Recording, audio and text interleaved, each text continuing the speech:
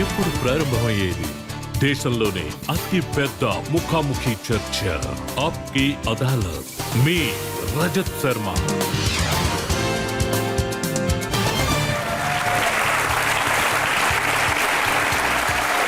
నమస్కారం. Thank you. సరే, ఆప్కి అదాలత్లో ఇవాళ మన కేసుని మొదలు పెడదాం.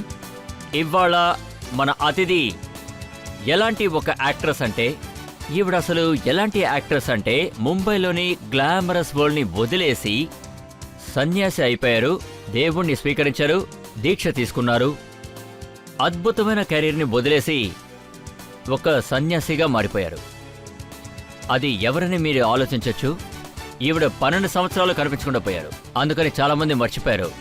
ఈ మధ్య కాలంలోనే మహాకుంభలోనే ఆవిడ కనిపించారు, మహామండలేశ్వర్ అయ్యారు. కానీ మనందరికీ ఆవిడ ఎలా తెలుసంటే మమతా కుల్కర్ణి అనే పేరుతో. Please welcome Mamata Kulkarni.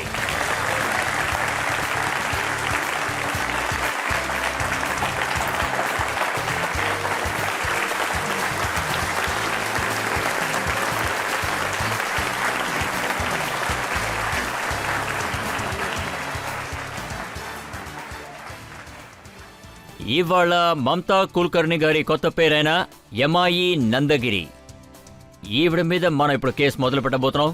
మన జడ్జి కూడా చాలా స్పెషల్ పర్సన్. ఆయన కల్కి పీఠంలో పీఠాధిపతి. మీ అందరికీ కూడా ఆయన బాగా తెలుసు, ఆచారి ప్రమోద్ కృష్ణం.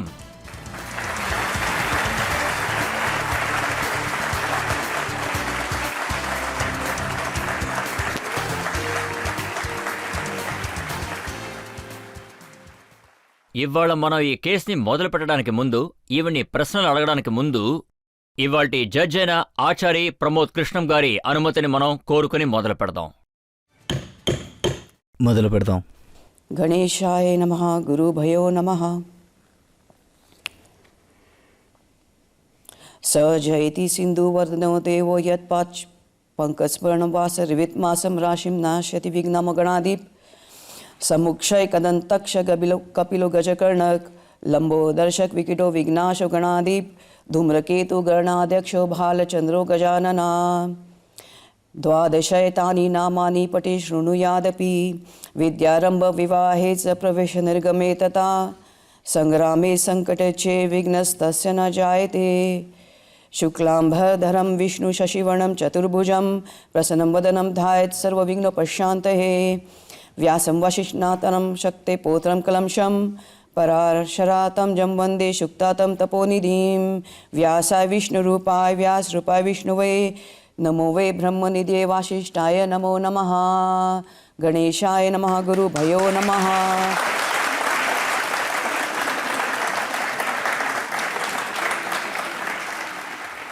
మీరు ఆ వినాయకుడి దేవుణ్ణి పిలిచారు. ఒక మంచి విషయం మొదలు పెట్టడానికి ముందు, అందరి ముందు వినాయకుడినే వేడుకుంటారు. నేను ఇప్పుడు మంచి విషయాన్ని మొదలు పెట్టబోతున్నాను.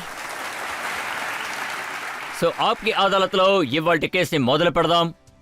మొదటి ఆరోపణ, మమతా కుల్కర్ణిగా ఉండి యమాయి నందగిరిగా మారారు. మన అతిథి మీద మొదటి ఆరోపణ.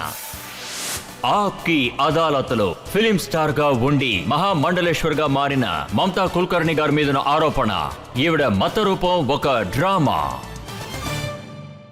నేను మిమ్మల్ని మమతా గారిని పిలవాలా లేదా యమాయి నందగిరి గారిని పిలవాలా? కానీ ప్రజలు ఏమంటున్నారంటే మీరు తీసుకున్న ఈ రూపం, కాషాయ వస్త్రం, సన్యాస రూపం, ఈ రుద్రాక్షమాల, ఇవన్నీ కూడా ఒక రోల్, ఇవంతా డ్రామా, ఇది కొద్ది రోజులుగానే ప్రజలంటున్నారు. ఒకవేళ ఇది కొన్ని రోజుల విషయం అయ్యుంటే, యాక్చువల్గా 12 సంవత్సరాల తపస్సన్నారు, కానీ 23 సంవత్సరాల తపస్సేది. నేను 23 సంవత్సరాలు మాయంగా ఉన్నాను. నేను 2000 నుంచి 2012 వరకు కఠినంగా తపస్సు చేశాను. అంటారు కదా, మా మండలేశ్వర్ ఎవరూ కాలేరు అని. అలా మీరుంటే మీరు అవ్వగలరు. నేను ఈ కాషాయ వస్త్రాన్ని అసలు ఏమాత్రం ఇష్టపడలేదు. నేను ఎందులోనూ బందీ కావాలనుకోలేదు. ఎందుకంటే నేనేమీ తప్పు చేసినట్టు నాకనిపించలేదు. యాక్చువల్గా ఈ వస్త్రం నాకు మహాశక్తి, మహాకాళి, తర్వాత చూశారంటే ఈ మహాకుంభ్, తర్వాత ఈ మహాకాల్ భూమి, తర్వాత నేను మహాకాళికి ఎన్నో తపస్సులు చేశాను. కొన్నిసార్లు నాకు చాలా భయమేస్తోంది. నాలోంచి ప్రచండ్ చండి బయటకొస్తుందేమో అని. ఇప్పుడు అతిపెద్ద చర్చ జరుగుతోంది మిమ్మల్ని మహామండలేశ్వర్గా మార్చడమే. అది కూడా వికలాంగుల సమాజానికి. మీరొక వికలాంగురాలు కాదు, మీరొక స్త్రీ. ఓ మా మహామండలేశ్వరర్ డాక్టర్ ఆచార్య లక్ష్మి నారాయణ త్రిపాఠి గారు. ఆయనొక ఆచార్య. నాకిలాంటి ఏ ఆశ లేదు. నేనిలాగా ఒక పదవిలో అరెస్ట్ అవ్వాలనుకోవడం లేదు. నేను ప్రసన్న చండీ అర్థస్వరూపిణి. తర్వాత 2 రోజులుగా ప్రజలు కూడా దీని గురించే మాట్లాడుతూ ఉన్నారు. అక్కడున్న జగద్గురు, నేనాయన పేరు చెప్పదలుచుకోలేదు. నా చర్చలో ఆయన పేరు రాకూడదు. ఆయన మీలాగా నన్ను వెక్కిరించి మాట్లాడారు. యాక్చువల్గా నేనక్కడికొచ్చింది ఎందుకంటే స్నానం చేయడం కోసమే. తర్వాత మధ్యాహ్నం వరకు దానికైనా ఏర్పాట్లు జరిగాయి. నేను మహామండలేశ్వర్ని అయ్యాను. నాకు రథం ఉంది, దాంతోపాటు గొడుగు ఉంది, తర్వాత స్టిక్ ఉంటుంది, దాన్నేమంటారు, కర్ర. ఆ ఏర్పాట్లు ఏమీ జరగలేదు. నన్నొదిలేసి అందరూ వెళ్ళిపోయారు. అన్ని మండలీశ్వరరు వాళ్ల రథాల మీద 12 గంటలకే స్నానం చేయడానికి వెళ్ళిపోయారు. తర్వాత నేను 23 ఏళ్లు తపస్సు చేశాను. నన్ను వాళ్ళు దూరంగా పెట్టారు. నాకు ఎటువంటి బాధ లేదు. నేనే చెప్పాను, నా మీద చర్చలున్నాయి, మీరు వెళ్ళండి అని.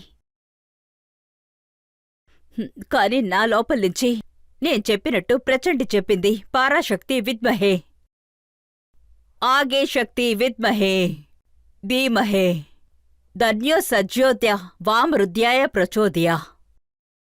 సో ప్రసన్న చండి ఆ రోజు ఐశ్వర్య స్వరూపంలో ఉన్నారు. దానికి 64 యోగ్యాలు ఉంటాయి. నేను నాలో 23 ఏళ్లగా ఆ యోగిలని మేలుకొనేలా చేశాను. కాని నేను వెనకుండడం వాళ్ళు ఓర్చుకోలేకపోయారు. నేను వాళ్ళని వెళ్ళమన్నాను. నా బాధ ఇది మాత్రమే. ఈ అహంకారమంతా, దీన్ని మీరు బాగా చూశారంటే, ఈ రథం, ఈ గొడుగు, ఈ కర్రకి వెనక కూర్చున్న తర్వాత కూడా నా స్నానం ఆగిపోయింది. తర్వాత ఏడ్చాను, ఎంతగానో ఏడ్చాను. అందరూ ఆ రథం కోసం ఆగారు, స్నానం చేయడం కోసం. తర్వాత 3 గంటలకి అక్కడ్నుంచి నాకో ఫోన్ వస్తోంది. మీరు మహాగౌరీ మహాకాళి అని. ఏవైందని అడిగాను. వాళ్ళేమన్నారంటే స్నానం ఆగిపోయిందన్నారు. రథాలన్నీ అక్కడే ఆగిపోయాయి. ఏవైందని అడిగాను. వాళ్ళన్నారు అక్కడ్నుంచి 10 కిలోమీటర్లు నడిచి వస్తున్నాము అని. అప్పుడే నేను చెప్పాను, నేను మహాకాళినని. ఏ స్నానంలో మీరు మునుగుతున్నారో అది నేనే. మీరు ఎలా నన్ను వదిలి వెళ్ళొచ్చు? నేనేమడిగానంటే, నేను 4 గంటలకి లేచాను, నేను స్నానం చేయలేకపోయాను, కనీసం నాకు టీ అయినా దొరుకుతుందని అడిగాను. అప్పుడు వాళ్ళు నాతో ఏమన్నారంటే, టీ వాడు కూడా స్నానం చేయడానికి వెళ్ళాడని.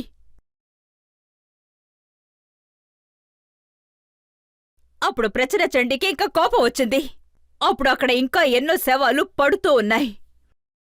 అది నాకు నచ్చలేదు. అది నేను తట్టుకోలేకపోయాను. టీ వాడు, ఊడ్చేవాడు కూడా స్నానం చేయగలడంటే నేను అంతగా ఏ పాపమూ చేయలేదే. 23 ఏళ్లగా నేనన్నిటినీ వదులుకొని ఒంటరిగా ధ్యానం చేశాను. ఒకవేళ స్నానం చేయడానికి నాకు హక్కు లేకపోతే అప్పుడు వాళ్ళు అర్థం చేసుకోలేదనుకుంటాను. లేదు, నా ప్రశ్న ఏంటంటే, మీరు మహామండలేశ్వర్ అయ్యింది, తర్వాత మిమ్మల్ని ఎవరైతే మహామండలేశ్వర్ చేశారో వాళ్ళకి వ్యతిరేకంగా ఇప్పుడొక ఎంక్వైరీ స్టార్ట్ అయింది. పర్వాలేదు, ఇప్పుడు అర్థమైంది ఎవరు దీన్ని సృష్టించారు. నేను ముందే చెప్పాను, నాకు అభిషేకం చేసిన రోజే నన్ను శాస్త్రాకి పిలవండి ప్లీజ్ అని. కాని ఎవరు నన్ను శాస్త్రాకి పిలవాలని అనుకోలేదు. బాబా ఎన్ని రామ్దేవ్ గారు ఇంటర్వ్యూస్ ఉన్నాయి. ఏమన్నారంటే, అడ్డబడిన వాళ్ళని తీసుకొచ్చి మా మండలేశ్వర్ని చేస్తున్నారు అన్నారాయన. నేను ఆయన గురించి ఇప్పుడు ఏం చెప్పగలను?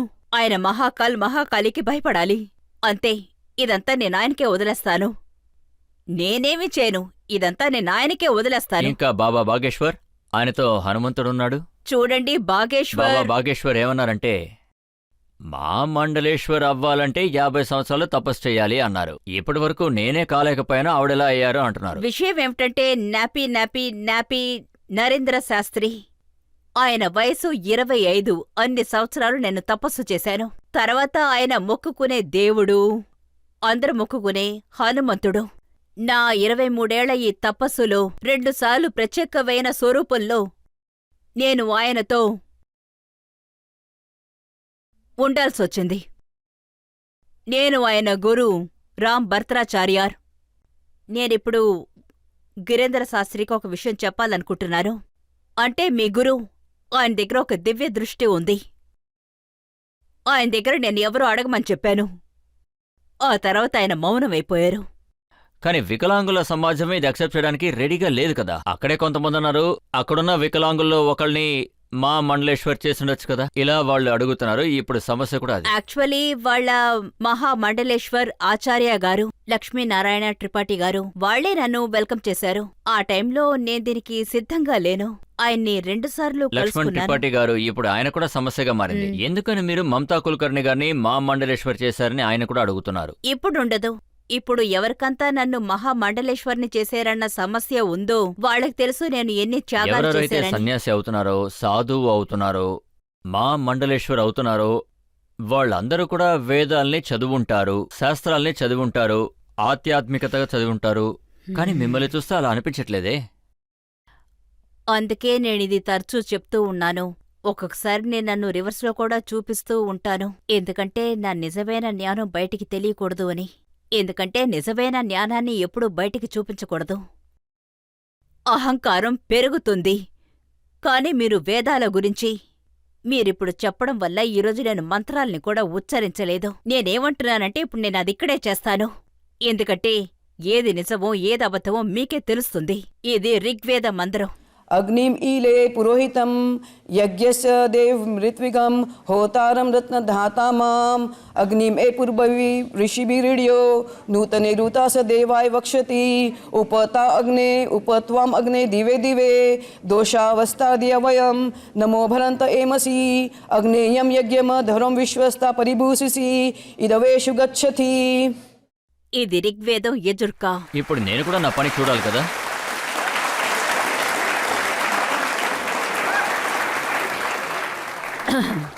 యాక్చువల్గా విషయం ఏమిటంటే చెప్పండి. మీరు గణపతిని ఆహ్వానం చేశారు, ఆదిశక్తిని ఆహ్వానం అవును. చేశారు.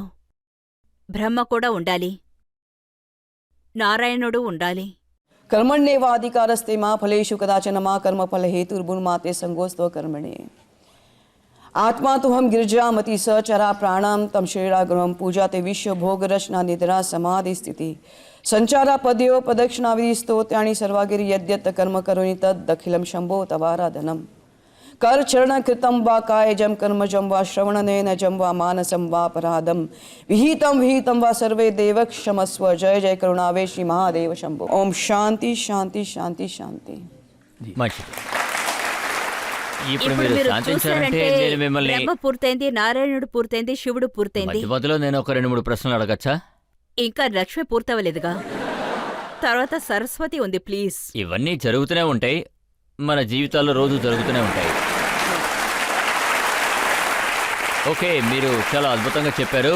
ఇది సనాతన ధర్మ పారంపర్యం అని చెప్పాలి. దేవుళ్ళని గుర్తు తెచ్చుకోవడం. నేను ఎన్ని మంత్రాల్ని ఉచ్చరించానో దీనికి బ్రహ్మ విద్యకి ఎటువంటి సంబంధమూ లేదు. అది మీరు పండితర్ కావాలంటే, ఆచార్య కావాలంటే, ఏదైనా మహాకాల్ కావాలంటే అప్పుడు ఈ మంత్రాలు, ఈ ఋగ్వేదాలు అన్నీ చెప్పాలి. ఈ మంత్రాల్ని ఉచ్చరించాలి. ఇది పండితులు చేయాల్సిన శిక్షణ. దీని బ్రహ్మ విద్య అని చెప్తారు. ఇది అన్ని శబ్దాల్ని శాంతపరిచిన తర్వాత యాగం జరుగుతుంది, అష్టాంగ యోగం జరుగుతుంది. దాని ద్వారానే ఈ బ్రహ్మ విద్యని దక్కించుకోగలం. దానికోసం మనం ధ్యానం చేసే తీరాలి, మనం తపస్సు చేసే తీరాలి, మనం కఠినమైన ఉపవాసం చేసే తీరాలి. అప్పుడే అది సంపూర్ణం అవుతుంది. దాన్నే మేము కుండలిని శక్తి యోగా అంటాం. దీన్ని కుండలిని శక్తి అంటారు. తర్వాత మూలదాని చక్ర అంటారు. తర్వాత మాటలు, మంత్రాలతో ఎటువంటి సంబంధమూ లేదు. మీరు జ్ఞానం పొందడాన్ని వికలాంగుల సమాజం అస్సలు అంగీకరించలే లేదు. అక్కడొక మా మండలేశ్వర్ ఉన్నారు, హిమాంగి గారు. చెప్పండి. ఆయన ఏమన్నారంటే ఈవిడ 10 కోట్ల రూపాయలు ఇచ్చే మా మండలేశ్వర్ అయ్యారంటున్నారు. నా దగ్గర 10 కోట్లు కాదు, 1 కోటి రూపాయలు కూడా లేవు. నా బ్యాంక్ అకౌంట్ని సీల్ చేశారు గవర్నమెంట్. నేను ఏ పరిస్థితిలో ఉన్నానో మీకు తెలీదు.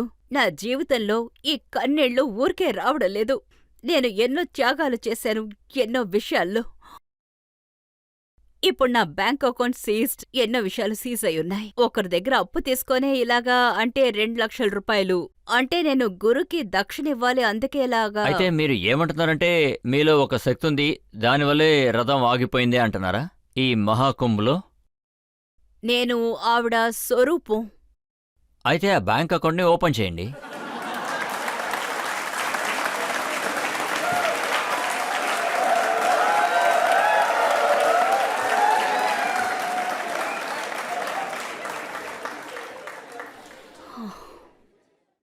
చూడండి, నేను 12 ఏళ్ల వరకు ఇక్కడికి రాలేదు.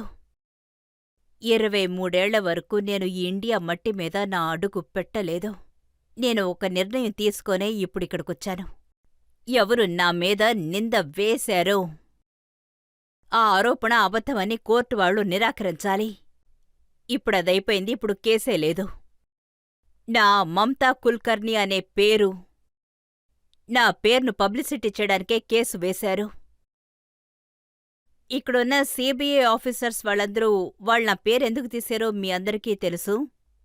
ఆయన బాంబేలో కమిషనర్ అవ్వాలనుకున్నారు, అందుకే ఆయన నా పేరు తీశారు. ఇప్పుడు ఆ కేసుని సుప్రీంకోర్టు, హైకోర్టు కొట్టిపారేశారు. నా నిర్ణయం ఇదే, ఆ కేసు పూర్తి కానంత వరకు నేను ఇండియాలో కాలు పెట్టకూడదు అన్నది మాత్రమే. నాకు ఇంతకు మించి ఇంకేం కావాలి? ఎవరు నా మీద నింద వేశారో నేను ముందే వాళ్ల మీద కమిషనర్ పోస్ట్ నుండి అవమానపరిచి ఆ పోస్ట్ నుంచి తీసేశారు.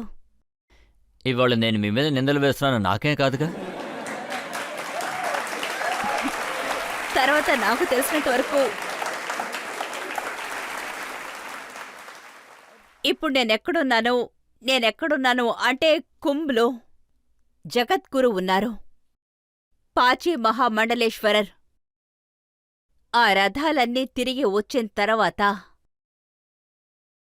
ఆయనే నాతో చెప్పారు, తల్లి మీరు పరిపూర్ణ తల్లి అని. అప్పుడు నేను చెప్పాను, నేను పరిపూర్ణ తల్లి కాను అని, ఇంకా నేను ఒక శిష్యురాల్నే అని. ఎందుకంటే పరిపూర్ణత శివుడికి మాత్రమే. మీరు నన్ను పరిపూర్ణం అంటున్నారు. నేనింకా ఎన్నో విషయాలు తెలుసుకోవాలి. చాలా మంది ఏమంటున్నారంటే మీ కొత్త రూపం ఉంది చూసారా, ఇది ఊరికే కొద్ది రోజులకే మళ్ళీ మీరు సినిమాలో యాక్ట్ చేయడానికి వెళ్ళిపోతారంటున్నారు. మీకు చాలా పబ్లిసిటీ, చాలా మంచి పేరు వచ్చిన తర్వాత. చూడండి, విషయం ఏమిటంటే మీరు ఇంతవరకు ఎవరి గురించి విన్నారో వాళ్ళందరూ 2-3 ఏళ్లే ఉంటారు. వాళ్ళు బ్రహ్మ విద్య ధ్యానాన్ని చేసుంటారు. వినోద్ ఖన్నా గారి పేరు ఈ ప్రపంచానికే తెలుసు. ఆయన కూడా సన్యాసి అయ్యారు, మళ్ళీ సినిమాలకు వచ్చేశారు. చూడండి, ఇంకొక విషయం, ఎవరికైతే ఇలాగా పరిపూర్ణ జ్ఞానం ఉందో వాళ్ళలా చేరు. ఇది ఎలాగంటే అది పాల్లాగా, పాలుని కాచి దాన్ని నెయ్యిగా మార్చడం లాంటిది. నేనే అవును. మళ్ళీ పాలుగా మార్చలేము. అదే దాని స్వరూపం. ఈ 23 ఏళ్ళలో నేను నెయ్యిగా మారాను. 2-3 సంవత్సరాలుగా ఉంటే, ఆటంపరంగా ఉంటే ఒకవేళ తిరిగొచ్చేదాన్ని, ఎందుకంటే బ్రహ్మ విద్య ఉంది కదా. నిజానికి ఇది జోక్ కాదు. ఇప్పుడు నేను రావడం చూసిన తర్వాత చాలామంది రావడం నేను చూశాను. ఇప్పుడు చాలామంది ఈ కాషాయ వస్త్రంలో రావడం నేను చూశాను. వాళ్ళకిది 2 రోజుల ఆటంపరం ఈ ఫ్యాన్సీ డ్రెస్ కాంపిటీషన్లో వచ్చేలాగా. నేను 23 సంవత్సరాలు ఏం చేశానో వాళ్ళకి తెలీదు. నేను ఈ చోటికి ఎలాగొచ్చానో వాళ్ళకి తెలీదు. నేను 3 నెలలు భోజనాన్ని త్యాగం చేశాను. నేను ఇలాగా హార్టీ యోగాని పరిపూర్ణంగా చేసి ఆదిశక్తిని కూడా నా ఎదురుగా రప్పించాను. నేను ఆదిశక్తికి చెప్పాను, నువ్వు నా ఎదుట రానంత వరకు నేను భోంచేయనని. నా 12వ రోజున నేను 5 రోజులు నీళ్లు కూడా తాగకుండా ఉన్నాను. 15 రోజుల తర్వాత భగవతి సాక్షాత్తు నా ముందుకొచ్చి నిలబడ్డారు. ఆ తర్వాత నేను భోంచేశాను. కానీ మీరే మొదటి భారత స్త్రీ. ముందు నన్ను ఒక ప్రశ్న అడిగారు కదా, చెప్పండి. నా బ్యాంక్ అకౌంట్ ని దేవుడెందుకు ఓపెన్ చేయలేదు అని. ఒకవేళ నేనిలా ఉంటే అది నేను ఈశ్వరుడికి ప్రసన్న చండీని వదిలేశాను, అదే నిజం. ఒకవేళ నాకు దానిమీద ఆశ ఉంటే నేను బాలీవుడ్ని వదిలేదాన్ని కాదు. 25 సంవత్సరాలు నేను కనీసం వచ్చి చూడలేదు. నాకు 3 అపార్ట్మెంట్స్ ఉన్నాయి, అవి బూజుపట్టి పాడైపోయాయి. ఎందుకంటే అవి తెరవడానికి 25 సంవత్సరాలు ఎవరూ లేరు. కావాలంటే వాటి ఫోటోస్ని మీకు పంపిస్తాను. ఆ ఇంటి గోడ మీద పురుగులు కూడా ఉన్నాయి. నేను లోపలికి వెళ్ళలేదు, కాని బయటున్న పరిస్థితిని మీకు చూపిస్తాను. అలాంటప్పుడు ఎవరిదంతా చేయగలరు? ఒకవేళ నాకు బాలీవుడ్ మీద మీరు చెప్పినట్టు ఆశ ఉంటే నాకు 3 అపార్ట్మెంట్స్ ఉన్నాయి. అది మొత్తం బూజు పట్టిపోయి ఉంది. నేను జీవితంలో నేనెప్పుడూ అది ముఖ్యం అనుకోలేదు. నేను అడిగేది కూడా అదే. అంటే మీలో ఇంత శక్తి నేనెందుకు ఇది ఉన్నప్పుడు తెలుసుకోవాలి? అంటే నేను అడగదలుచుకుంది లేదు, ఏంటంటే లేదు. మరి ఆ అపార్ట్మెంట్ ఎలా లేదు, పాడైపోయింది? అది అలా కాదు. అలా జరుగుండేది కాదు కదా.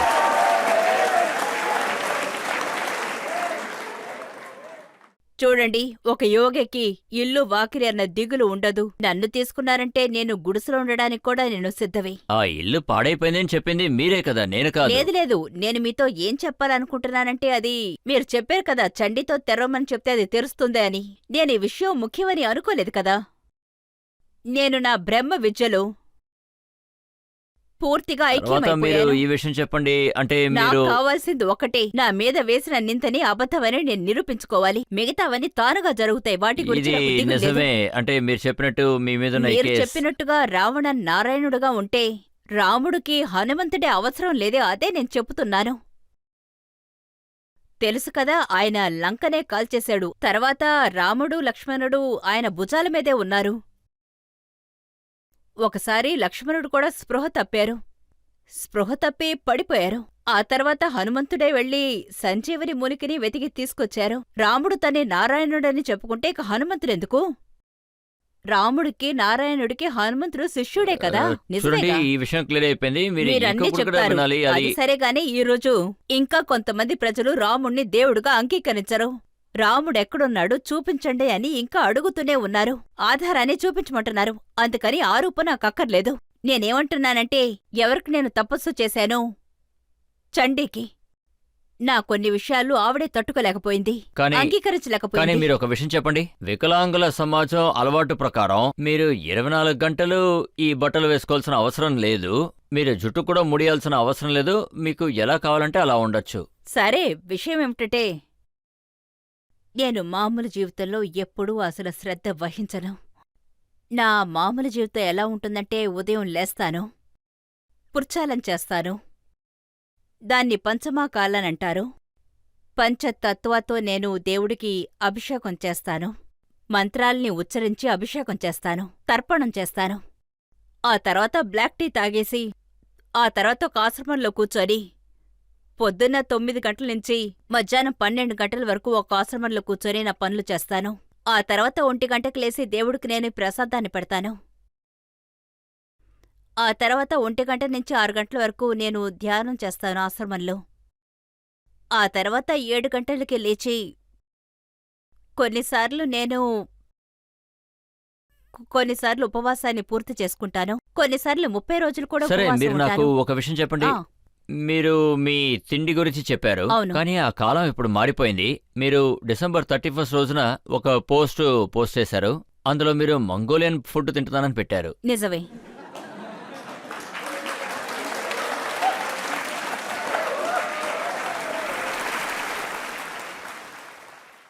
ఎప్పుడు నేను ఈ సిద్ధ అవస్థాన్ని చేరుకున్నానో, నా ఈ కుండలిని శక్తి త్రిపుర సుందరి ఎలా సహస్రా చక్రాల వచ్చే నుంచుందో అప్పుడు నేను 2 చిత్తగురువుని చేరుకున్నాను. నేను చెప్పినట్టుగా 10 చక్రాలకి 10 గురువులు విడివిడిగా ఉంటారు. శ్రీకృష్ణ ఒకరోజు నాకు పరీక్ష పెట్టారు. ఈ పరీక్ష పూర్తయ్యే వరకు ఆయన నాకు దర్శనం ఇవ్వరు. ఆయన పరీక్ష పూర్తయ్యాకే నాకు ఆయన దర్శనం ఇస్తారు. అంతవరకు వేచుండాల్సిందే. నా నిర్వకల్ప సమాధి ఇక్కడికొచ్చేంతవరకు 2 సిద్ధ పురుషులు నా ముందుకొచ్చి నుంచున్నారు. తర్వాత అంతవరకు నేను వెజ్ మాత్రమే తీసుకునేదాన్ని. అంత శుభ్రంగా నేను ఉండేదాన్ని.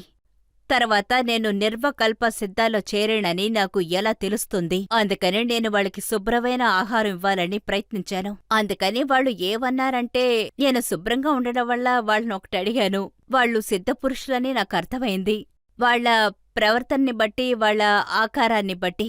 ఎందుకంటే నాక్కూడా దివ్య దృష్టి ఉంది. ఇంత డీప్ సర్వమయం విషయాలని అనేది నాకు అర్థం కాదు. నేను అంటే చాలా మామూలు వ్యక్తిని. దయచేసి నన్ను చెప్పనివ్వండి, చెప్పండి. నన్ను చెప్పనివ్వండి, లేదంటే ఇది సగంలోనే ఆగిపోతుంది. సో సర్వప్రద సమాధి నుండి ఇది ప్రారంభమవుతుంది. సో 2 అధ్యాయం ఇది సిద్ధిది. సో ఆ 2 సిద్ధిలు నాతో ఏమన్నారంటే వాళ్ళు మాంసం కావాలన్నారు. దానికి నేనేమన్నానంటే ఇదేం స్థితి, ఈ సిద్ధ పురుషులు నా ఎదుటుగా ఉన్న నా దృష్టి వల్ల నేను చూడగలుగుతున్న ఈ సిద్ధ పురుషులు, కాని వీళ్ళెందుకు నా దగ్గర మాంసాన్ని ఆహారంగా అడుగుతున్నారు అని, వీళ్ళు అసలు సిద్ధిని ఎలా పొందారు అని వాళ్ల తపస్సు ప్రసన్నం చెందలేదు. తర్వాత నేనింకా కఠినంగా తపస్సు చేశాను. అప్పుడు నేనా సిద్ధస్థానాన్ని పొందాను. ఎటువంటి సిద్ధస్థానాన్ని? మహాకాలిని పొందుతారే. అది లక్ష్మీ స్వరూపంలో వెళ్లి శుభ్రమైన ఆహారాన్ని తింటారే. తర్వాత అహోరులు కూడా మాంసాలు తింటారు. నేను అటువంటి సిద్ధస్థానాన్ని పొందాను. అదేమిటంటే నా ధ్యానానికి మాంసాహారం వల్ల ఎటువంటి సమస్య ఉండదు. అందుకే దాన్ని అయితే చైనీస్, ఇటాలియన్ ఏదైనా ఏదైనా తినొచ్చా? తినచ్చు, అందులో ఎటువంటి ప్రాబ్లమూ లేదు. కానీ నేనలా చేయను, ఎప్పుడో ఒకసారే తింటాను. సరే, ఈ విషయం చెప్పండి. అది అదే మీరు నిజం కూడా. మీరు సన్యాసి చెప్పేది నిజం అయ్యింది, కాదు. మతం మీద ఉన్న ఈ నమ్మకం మీకు ముందు నుంచే ఉండేదా లేకపోతే ఇప్పుడొచ్చిందా? సినిమాలో పనిచేస్తున్నప్పుడు ఇదంతా రజత్ సార్, నేను మీకు సమాధానం చెప్పేశాను అనుకుంటాను.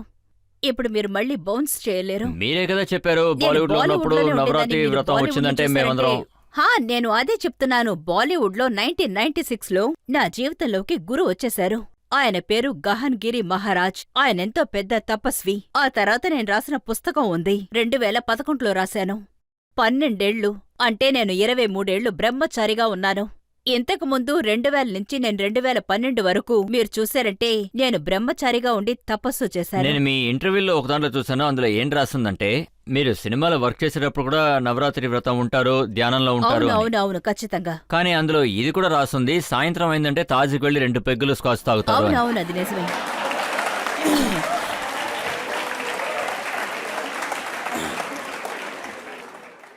బాలీవుడ్లో నా లైఫ్ ఉందే. నేను షూటింగ్కి ఎక్కడికి వెళ్ళినా నాకు 3 సూట్ కేసులుంటాయి. ఒకటి చూస్తే బట్టల సూట్ కేస్, ఇంకొకటి దేవుడి సూట్ కేస్. అదెప్పుడూ నాతోనే ఉంటుంది. ఆ తర్వాత నాకిచ్చిన ఏ రూమ్ అయినా సరే టేబుల్ ఫుల్గా నా ఫేస్కి ముందే ఒక పెద్ద అద్దం ఉంటుంది. ఆ టేబుల్ ఫుల్లుగా పూజ కోసం పెట్టుకుంటాను. అక్కడ దేవుడి పటాలు పెట్టుకుంటాను. పూజ చేసిన తర్వాతే నేను షూటింగ్కి వెళ్తాను. తర్వాత ఈ నవరాత్రి ఆ 9 రోజులు దానికి నేను ఒక పూజ చేస్తాను. ఆ 9 రోజులు కేవలం నీళ్లతోనే పూజ చెయ్యాలి అని. తర్వాత 3 యజ్ఞాలు చేస్తాను. మధ్యాహ్నం, రాత్రి 3 పూట్లు చేస్తాను. తర్వాత ఆ తీర్మానంతో 9 రోజులు నేను 36 కిలోలు గంధం చెక్కలు పెట్టి నేను యాగం చేశాను. 9 రోజులు ఉట్టి నీళ్లు మాత్రమే తాగి యాగం చేశాను. తర్వాత 9 రోజులు నేను చెప్పినట్లు ఇది ఎన్నో జన్మల పుణ్యం. ఏం జరుగుతుందో నాకు తెలీదు. అప్పుడే నేను 1 గంట సేపు 2 గంటల సేపని ధ్యానంలోనే ఉంటాను. కళ్ళు మూసుకొని 3-4 గంటల సేపు ధ్యానంలో ఉంటాను. 3-4 గంటల సేపు యాగం చేసిన తర్వాతే నేను కళ్ళు తెరిచి చూస్తాను. రాత్రిపూట హోమం కూడా ఈ విధంగానే చేస్తాను. ఆ 9 రోజులు ఈ విధంగానే చేస్తాను. నా డిజైనర్ ఉండేవారు బాలీవుడ్లో. ఆయనొచ్చి అడుగుతారు, what Mamata, what is happening అని. నువ్వెందుకింత సీరియస్గా ఉన్నావు? అప్పుడు నేను చెప్తాను, అవును నేను సీరియస్ అయిపోయానని. అప్పుడు ఆయన అంటారు, come come come let's go. Enough, 9 days enough. God, what is this? You become so serious.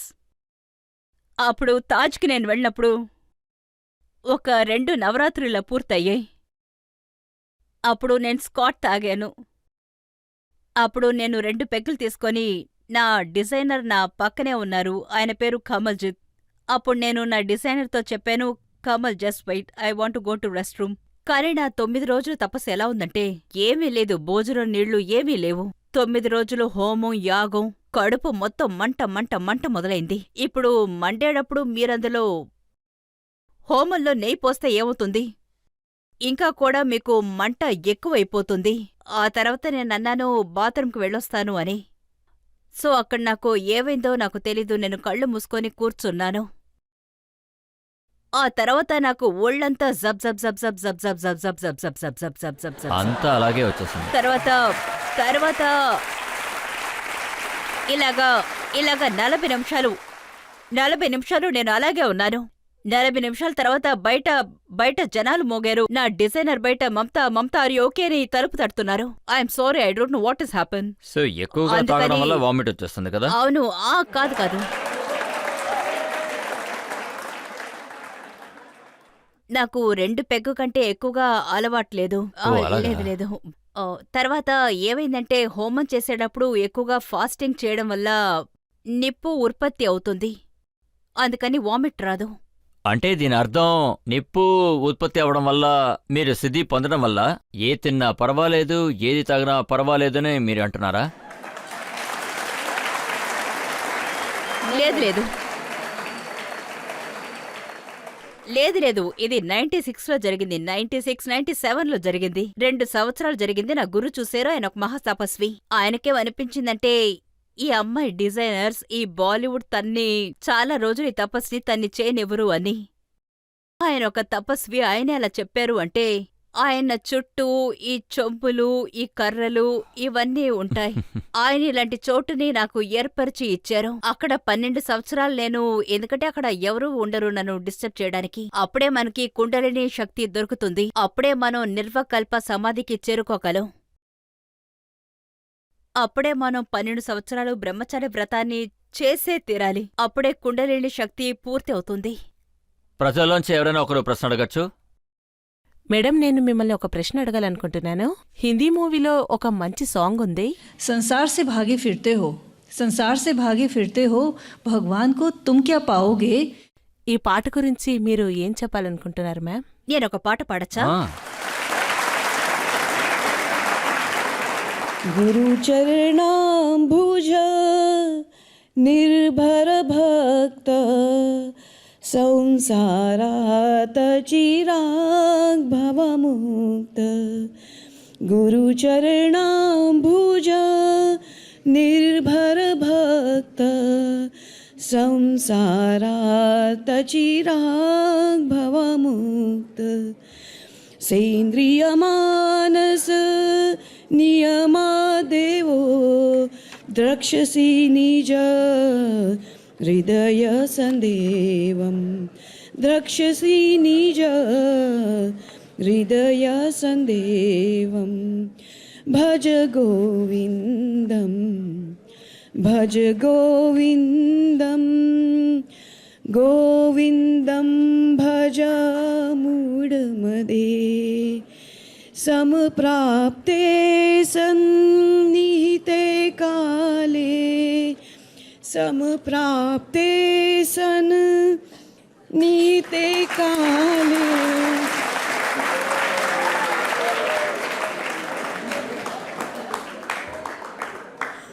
नहीं रक्षति दुःखिं करणे.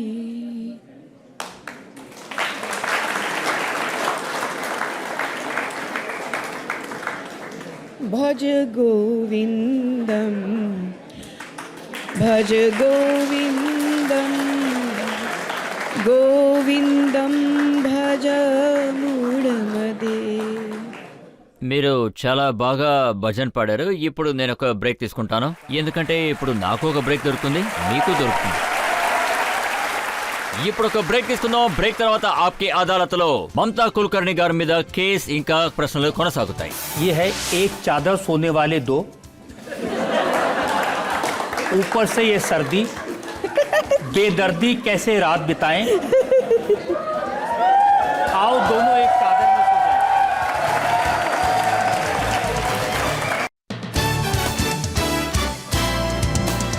Welcome back. ఆప్కే అదాలత్లో ఇవాల్టి మన గెస్ట్ ఒకప్పుడు సినిమా ప్రపంచంలో ఒక పెద్ద స్టార్ మమతా కుల్కర్ణి. ఇవాళ ఎంఐ నందగిరి అనే పేరుతోనే ఈవిడ అందరికీ తెలుసు. ఆప్కి అదాలత్లో తర్వాత ఆరోపణ. ఆప్కి అదాలత్లో ఫిలిం స్టార్ గా ఉండి ఇప్పుడు మా మండలేశ్వర్ అయిన మమతా కుల్కర్ణి గారి మీద ఉన్న తర్వాత ఆరోపణ. ఈవిడ ఫ్యాన్స్ హృదయాన్ని బద్దలు కొట్టారు. చూడండి, ప్రజలందరూ మిమ్మల్ని ఎంతగానో ఆదరించారు, ఎంతో ప్రేమ చూపించారు, అలాగే మిమ్మల్ని గౌరవించారు. మీకు లక్షల మంది ఫాలోవర్లున్నారు. మీరు యాక్ట్ చేసిన ప్రతి సినిమా సూపర్ హిట్ అయింది. కానీ మీ ఫ్యాన్స్కి ఏమనిపిస్తుందంటే మీరు ఉన్నట్టుండి మాయమైపోయారు, ఎవరికీ ఏవీ చెప్పలేదు. ప్రజలు మీ సినిమాలు రావడం ఆగిపోయాయని అడిగారు. నాకు పూర్తిగా సినిమాల మీద ఎటువంటి క్రేజు లేదు. అది దొరికినా దొరకపోయినా నాకు ఏ సమస్య లేదు. అందుకే 23 సంవత్సరాలు మాయమైపోయాను. దానికి ముందు నాకు చాలా సినిమాలకు ఆఫర్ దొరికింది. 40 సినిమాలు. నా దగ్గర 30 నుండి 40 సినిమాలున్నాయి. నా దగ్గర అన్ని ఆఫర్లుండేవి. అదే చెప్పానుగా, నాకు ఆశ పోయింది 9 రోజులు నవరాత్రి చేశాక. నాకు దేని మీద ఆశ లేకుండా పోయింది. ఆ తర్వాత 2001లో మా అమ్మగారు చనిపోయారు. నాకు బాలీవుడ్లో ఉండటానికి ఏ కారణమూ లేకుండా పోయింది. తర్వాత సడన్ గా నాకేమనిపించిందంటే బాలీవుడ్ ఇండస్ట్రీ ఇది ఒక భ్రమ అని, ఇది ఒక మాయ అని. ఆ తర్వాత దీని వెనక దేవుడు ఏదో ఒక రహస్యాన్ని దాచిపెట్టాడు అని, ప్రజలు ఈ మాయ వెనక దారి తప్పి వెళ్ళిపోతున్నారు అని. ఈ సినిమా ప్రపంచం వెనకాల పరమాత్ముడు తన్నే దాచిపెట్టుకున్నాడు. అందుకని నేను దాన్ని అర్థం చేసుకోగలిగాను. ఇది కరెక్ట్ కాదు, ఏదో ఒక రోజు ఇది అంతమైపోతుంది అని. అయితే మీరే కరీనా చూస్తారుగా. కత్రినా దారి తప్పిపోయారా?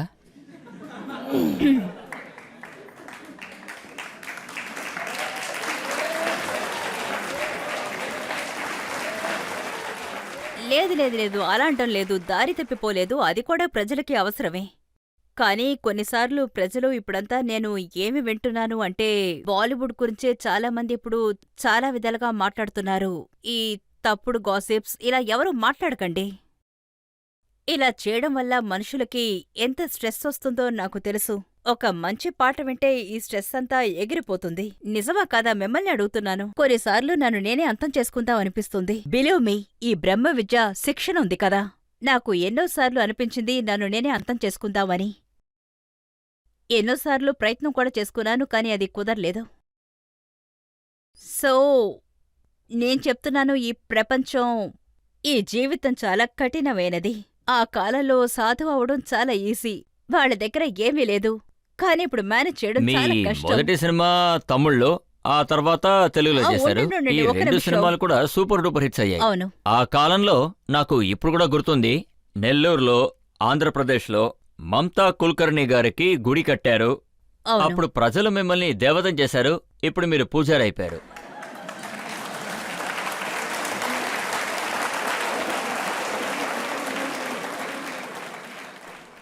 చూడండి, నేను ఈ శిల్పాల్ని యాక్సెప్ట్ చేయను. ఒక మనిషికి లోపల ఏ ఉన్నా సరే, నేను ఆధ్యాత్మికంలో ఉన్నా సరే, ఖాళీగా ఉన్నా సరే, ఆవిడి స్వరూపంగా ఉన్నా సరే, కాని ఎక్కడా నాకు శిల్పం పెట్టాలని నాకు కనిపించలేదు. శిల్పం పెడితే అది పరాశక్తికే అయ్యుండాలి. ఆవిడే పరిపూర్ణమైన స్వరూపం.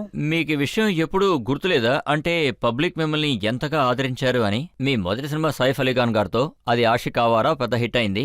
అప్పుడు ప్రజలు మిమ్మల్ని ఇష్టపడాలని మీరు కోరుకున్నారు. అవును, ఖచ్చితంగా. అయితే అలా ఉన్నప్పుడు మీరు ఉన్నట్టుండి ఎందుకని మాయమైపోయారు, కనిపించకుండా పోయారు? నాకు ఆధ్యాత్మిక జీవితం బాగుందని అనిపించింది. అందుకే నేను ఇది కంటిన్యూ చేద్దామని వెళ్ళిపోయాను. నేనొక షోలో చూశాను, అందులో షారూఖ్ ఖాన్ గారు చెప్పారు, మీతో ఆయన డాన్స్ చేసేటప్పుడు కరణ్ అర్జున్ సినిమాలో సల్మాన్ ఇంకా షారూఖ్ మ్హూ. వాళ్ళిద్దరు స్టెప్స్ చూసి వాళ్ళని మీరు బాగా తిట్టారని చెప్పారు. లేదు లేదు, అలాంటిదేం జరగలేదు. మీకు ఎవరు చెప్పారు ఇది? షారుఖ్ ఖానా? షారూఖ్ గారే చెప్పారు. ఆహా. ఆయన ఏమన్నారంటే మీరు సరిగ్గా రిహార్సల్ చేయలేదన్నారట. లేదు లేదు, ఏం జరిగిందంటే మీకు నేను పూర్తిగా చెప్తాను. ఆ రోజు ఏం జరిగిందో చెప్తాను. యాక్చువల్గా చెన్ని ప్రకాష్, కరణ్ అర్జున్ కొరియోగ్రాఫర్. తర్వాత షారూఖ్, సల్మాన్ షూటింగ్కి వెళ్లారు. నేను ఒంటరిగా కూర్చొనున్నాను. తర్వాత గంటన్నర తర్వాత చెన్ని ప్రకాష్ అసిస్టెంట్ వచ్చి మమతా రండి అని పిలిచారు. ఏంటి అడిగాను. మిమ్మల్ని మాస్టర్ పిలుస్తున్నారన్నారు. నేను వెళ్ళాను. స్టెప్స్ ఏమో ఇలా ఉన్నాయి. నేను పైకి వెళ్తున్నాను, సల్మాన్ ఇలా వస్తున్నారు, షారుఖ్ ఏమో ఇలా వస్తున్నారు. తర్వాత వాళ్ళిద్దరూ అని ఏదో చేస్తున్నారు. నిజంగా అప్పుడే నాలో చండి వచ్చేసింది. కానీ నేను మాట్లాడుకుంటా ఉన్నాను. నేనేం మాట్లాడలేదు, చాలా సీరియస్గా ఉన్నాను. అది దాదాపు 8 గంటలు ఉంటుంది. నేను వెళ్ళి మాస్టర్ని విషయం ఏంటని అడిగాను. ఆయనేమన్నారంటే, మమతా, నేను ఏం డిసైడ్ చేశానంటే ఈ స్టెప్ ఉందే అది ఇద్దరు చేయాల్సింది యు డూ అలోన్. నేను అడిగాను మాస్టర్ మీరు ఏం మాట్లాడుతున్నారు? ఆ తర్వాత పొద్దున ఫస్ట్ షాట్ నాదే. ఆ తర్వాత ఫస్ట్ షాట్లో కెమెరా పెట్టారు, అది ఈ సైడు 3. నా టేక్ ఒకే షాట్లోనే ఓకే అయిపోయింది ఫస్ట్ షాట్. ఆ తర్వాత నేను తిరిగి చూస్తే వీళ్ళిద్దరూ షారూక్ సల్మాన్ అక్కడ చాలా ఎక్కువ చెట్లున్నాయి అడవిలాగా. వాళ్ళు ఇద్దరూ ఆ చెట్ల మధ్యలోంచి వాళ్ళు నవ్వుతున్నారు, కాని నేను మాత్రం నెక్స్ట్ షాట్ వాళ్ళిద్దరికీ పెట్టారు. తర్వాత ఆ షాట్ ఏంటో మీకు చెప్తాను. అది మోకాళ్లపైన. వాళ్ళిద్దరూ మోకాళ్లపైన పెట్టి ఆంగన్ పైన అని పాడతారు. 1 టేక్ అవుతుంది, 2 టేక్ అవుతుంది, ఇది పడుతుంది, అది లేస్తుంది, 1 పైకొస్తుంది, 1 కింద పడుతుంది, అన్ని కింద పడుతున్నాయి. చుట్టూ 5,000 మంది నుంచున్నారు. ఒక్కొక్కసారి రీటేక్ చేస్తున్నప్పుడు అందరూ అరుస్తున్నారు, మళ్ళీ రీటేక్ అప్పుడు మళ్ళీ అరుస్తున్నారు. ఇలాగే 25 రీటేక్లయ్యాయి. ఆ తర్వాత రాకేష్ సార్ ప్యాకప్ అయిపోయింది. తర్వాత మేము రూమ్కి వెళ్ళిపోయాం. ఆ తర్వాత లాస్ట్ టైం వీళ్ళిద్దరూ నన్ను వెక్కిరించారు. ఆ తర్వాత వీళ్ళని నేను వదలకూడదు, మిగతా స్టెప్స్ అన్నీ వీళ్ళు నాకు మార్చేశారు. వీళ్ళిద్దరూ పైకి పారిపోయారు, సల్మాన్ అండ్ షారూక్. ఆ తర్వాత నేను వస్తున్నానని చెప్పి స్పాట్ బాయ్కి నా వస్తువును అప్పచెప్పి వెళ్ళిపోయాను. ఆ తర్వాత ఏం చేయడం, పాట ఫుల్గా నన్ను పెట్టే తీశారు. వీళ్ళిద్దరూ సైడ్లో నుంచునున్నారు. తర్వాత నేను పైకి వెళ్ళి చూస్తే సల్మాన్ నా ముందు ఇలాగా దారుణంగా నవ్వుతూ ఉన్నారు. ఆ తర్వాత స్పీడ్కి వెళ్లి డోర్ని లాక్ చేశారు. తర్వాత నేను వెళ్ళిపోయాను. అక్కడ ఇదే జరిగింది, ఇంకేం లేదు. అంతే. సరేగాని వాళ్ళిద్దరిలో ఎవరు అల్లరి ఎక్కువ చేస్తూ ఉంటారు? యాక్చువల్గా అల్లరి చేసేదంటే సల్మాన్ ఖాన్ని అనాలి. తర్వాత నాకు పంచువాలిటీ చాలా ఇంపార్టెంట్. ఎవరినైనా అడగండి, బాలీవుడ్లో 15 ఇయర్స్గా ఉన్నాను. ఎవరైనా 6 గంటలకి షూట్ అంటే నేను అక్కడికి 5:30కే మేకప్తో ఉంటాను. నేను 5:30కి వెళ్ళేటప్పుడు సల్మాన్ రూమ్ నా పక్కనే ఉంటుంది. ఆయన ఇలా వస్తారు, నన్ను ఇలా చూస్తారు. అరే త్వరగా రండి, శ్రీదేవి వెళ్తోంది, రండి త్వరగా రండి, శ్రీదేవి వెళ్తోంది, ఇలా చెప్తూనే ఉంటారు. అప్పుడు నేను చెప్తాను, జస్ట్ షటప్ సల్మాన్. ఇదే జరిగింది. మీరు చాలా పెద్ద స్టార్, కానీ ఘాతక్ సినిమాలో మీరు ఒక ఐటమ్ సాంగ్ చేశారు. అవునవును. దానికి కారణం ఏంటి?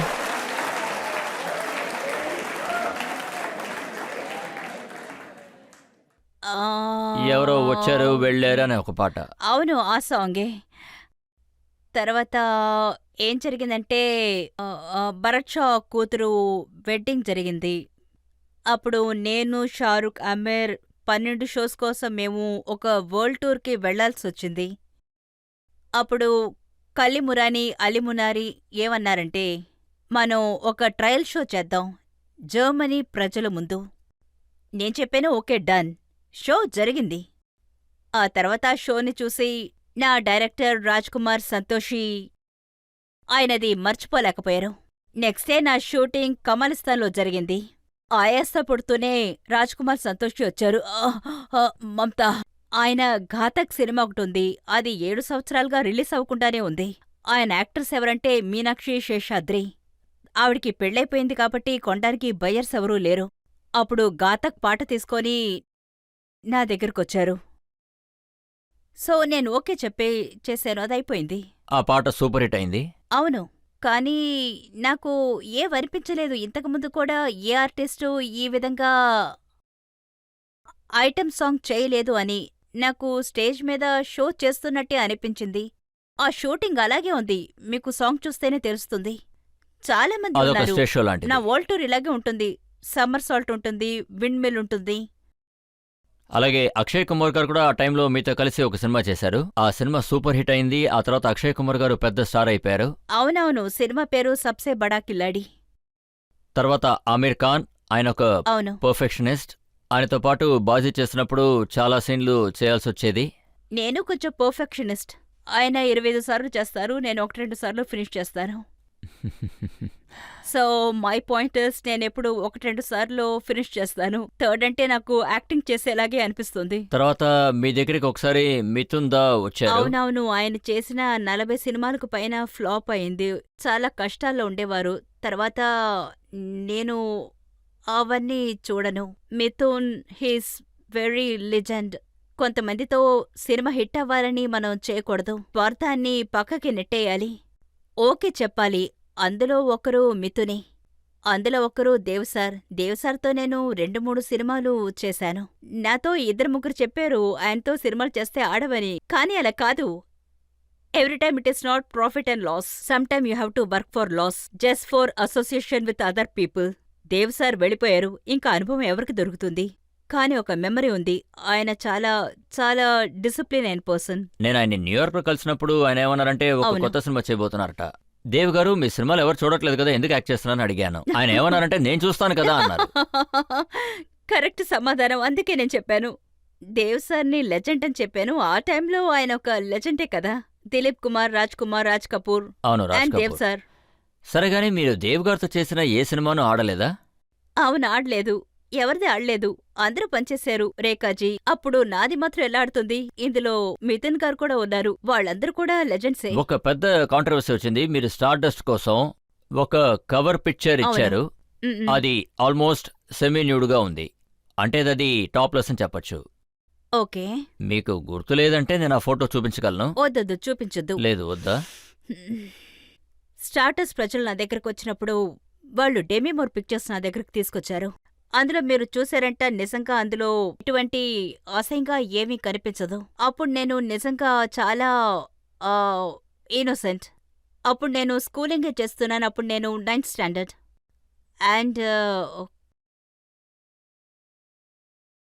అప్పుడు నేను ఒక స్టేట్మెంట్ కూడా ఇచ్చాను, ఐఎమ్ స్టిల్ వర్జిన్ అని. అప్పుడు ప్రజలు అది డైజెస్ట్ చేయలేకపోయారు. అప్పుడు వాళ్ళేమనుకున్నారంటే బాలీవుడ్లో ఏవైనా చేస్తారని. వాళ్ళిది జీర్ణించుకోలేకపోయారు. వాళ్ళు వస్తారు, వెళతారు, ఏవైనా చేస్తారు. ఒకవేళ వాళ్ళు డబ్బు కోసం బాలీవుడ్కి వచ్చుండొచ్చు, లేదంటే వాళ్ళకేదైనా అవసరం ఉండుండొచ్చు. అందుకని బాలీవుడ్కి. కానీ నాకేమీ అవసరం లేదు, ఎందుకని నేను డబ్బున్న ఫ్యామిలీకి చెందిందాన్ని. మా నాన్న 35 yearsగా ట్రాన్స్పోర్ట్ కమిషనర్గా ఉన్నారు. సో నాకు అలాంటి అవసరం ఏమీ లేదు. కానీ డెమి మ్యూర్ తను ఇలాంటి పోస్ట్లో ఉంది. తర్వాత ఇలా అంటారే, I did know anything about sex. నాకు సెక్స్ గురించి ఏమీ తెలియనందువల్ల I didn't know about nudity awards. What is శీలం? చూడండి, నేను సెక్షువలీ కాన్షియస్ అవ్వనంత వరకు, మనలో సెక్షువల్ కాన్షియస్ వచ్చిన తర్వాతే మనం దాన్ని చీచీ చీచీ అంటాం. Because you will connect with that nude body. ఆ బట్టల్లేని ఆ ఒంటిని మీరు చీ అంటారు. Because you will see sex in that. Can you believe me? In last 23 years, I have YouTube on me. నేను ఒక ఫోనోగ్రఫీ చూసింది లేదు, ఫోనోగ్రఫీ తీసింది లేదు. నా గురించి ఎక్కడా ఎందులోనూ లేదు. అయితే తర్వాత చూడాలనిపించలేదు. కూడా మీరు ఈ పాటని రికార్డ్ చేసేటప్పుడు చెప్పండి. छत पे सोया था बहनोई तन्ने समझ के सो गई. ఆ లిరిక్స్ విన్న తర్వాతే మీరు ఒప్పుకున్నారా? లేదు లేదు. యాక్చువల్గా మీరు డాన్సర్ని అడగండి, ఏం డాన్సర్ అయినా సరే. మీరు మాధురి మేడంని అడగండి, లేదా యూనివర్సల్లో ఏ డాన్సర్ అయినా సరే. ఎవరైనా లిరిక్స్ని పెద్దగా వినరు. మేమెప్పుడూ లిరిక్స్ని వినరు. Dancers go for the step. So ఈ పాట నేను అసలు పట్టించుకోలేదు. మేడ మీద పడుకున్నాను, మెట్ల మీద పడుకున్నాను, నేనే వినలేదు అసలు. ప్రేమంటే ఏంటి, తాపం అంటే ఏంటి నాకు అసలేం తెలీదు. నాకు కావలసిన స్టెప్సే. తర్వాత ఈ స్టెప్స్ అంటే ఏంటి అని అడుగుతాను, ఇదెలా చేయాలని అడుగుతాను. 15-20 సార్లు అదే చేస్తాం. ఇలాగే జరుగుతుంది. ఓకే, నేను ఇంకో పాట కూడా చెప్తాను. చెప్పండి. ये है एक चादर सोने वाले दो, ऊपर से ये सर्दी, बेदर्दी कैसे रात बिताएं, आओ दोनों एक चादर में सो जाएं.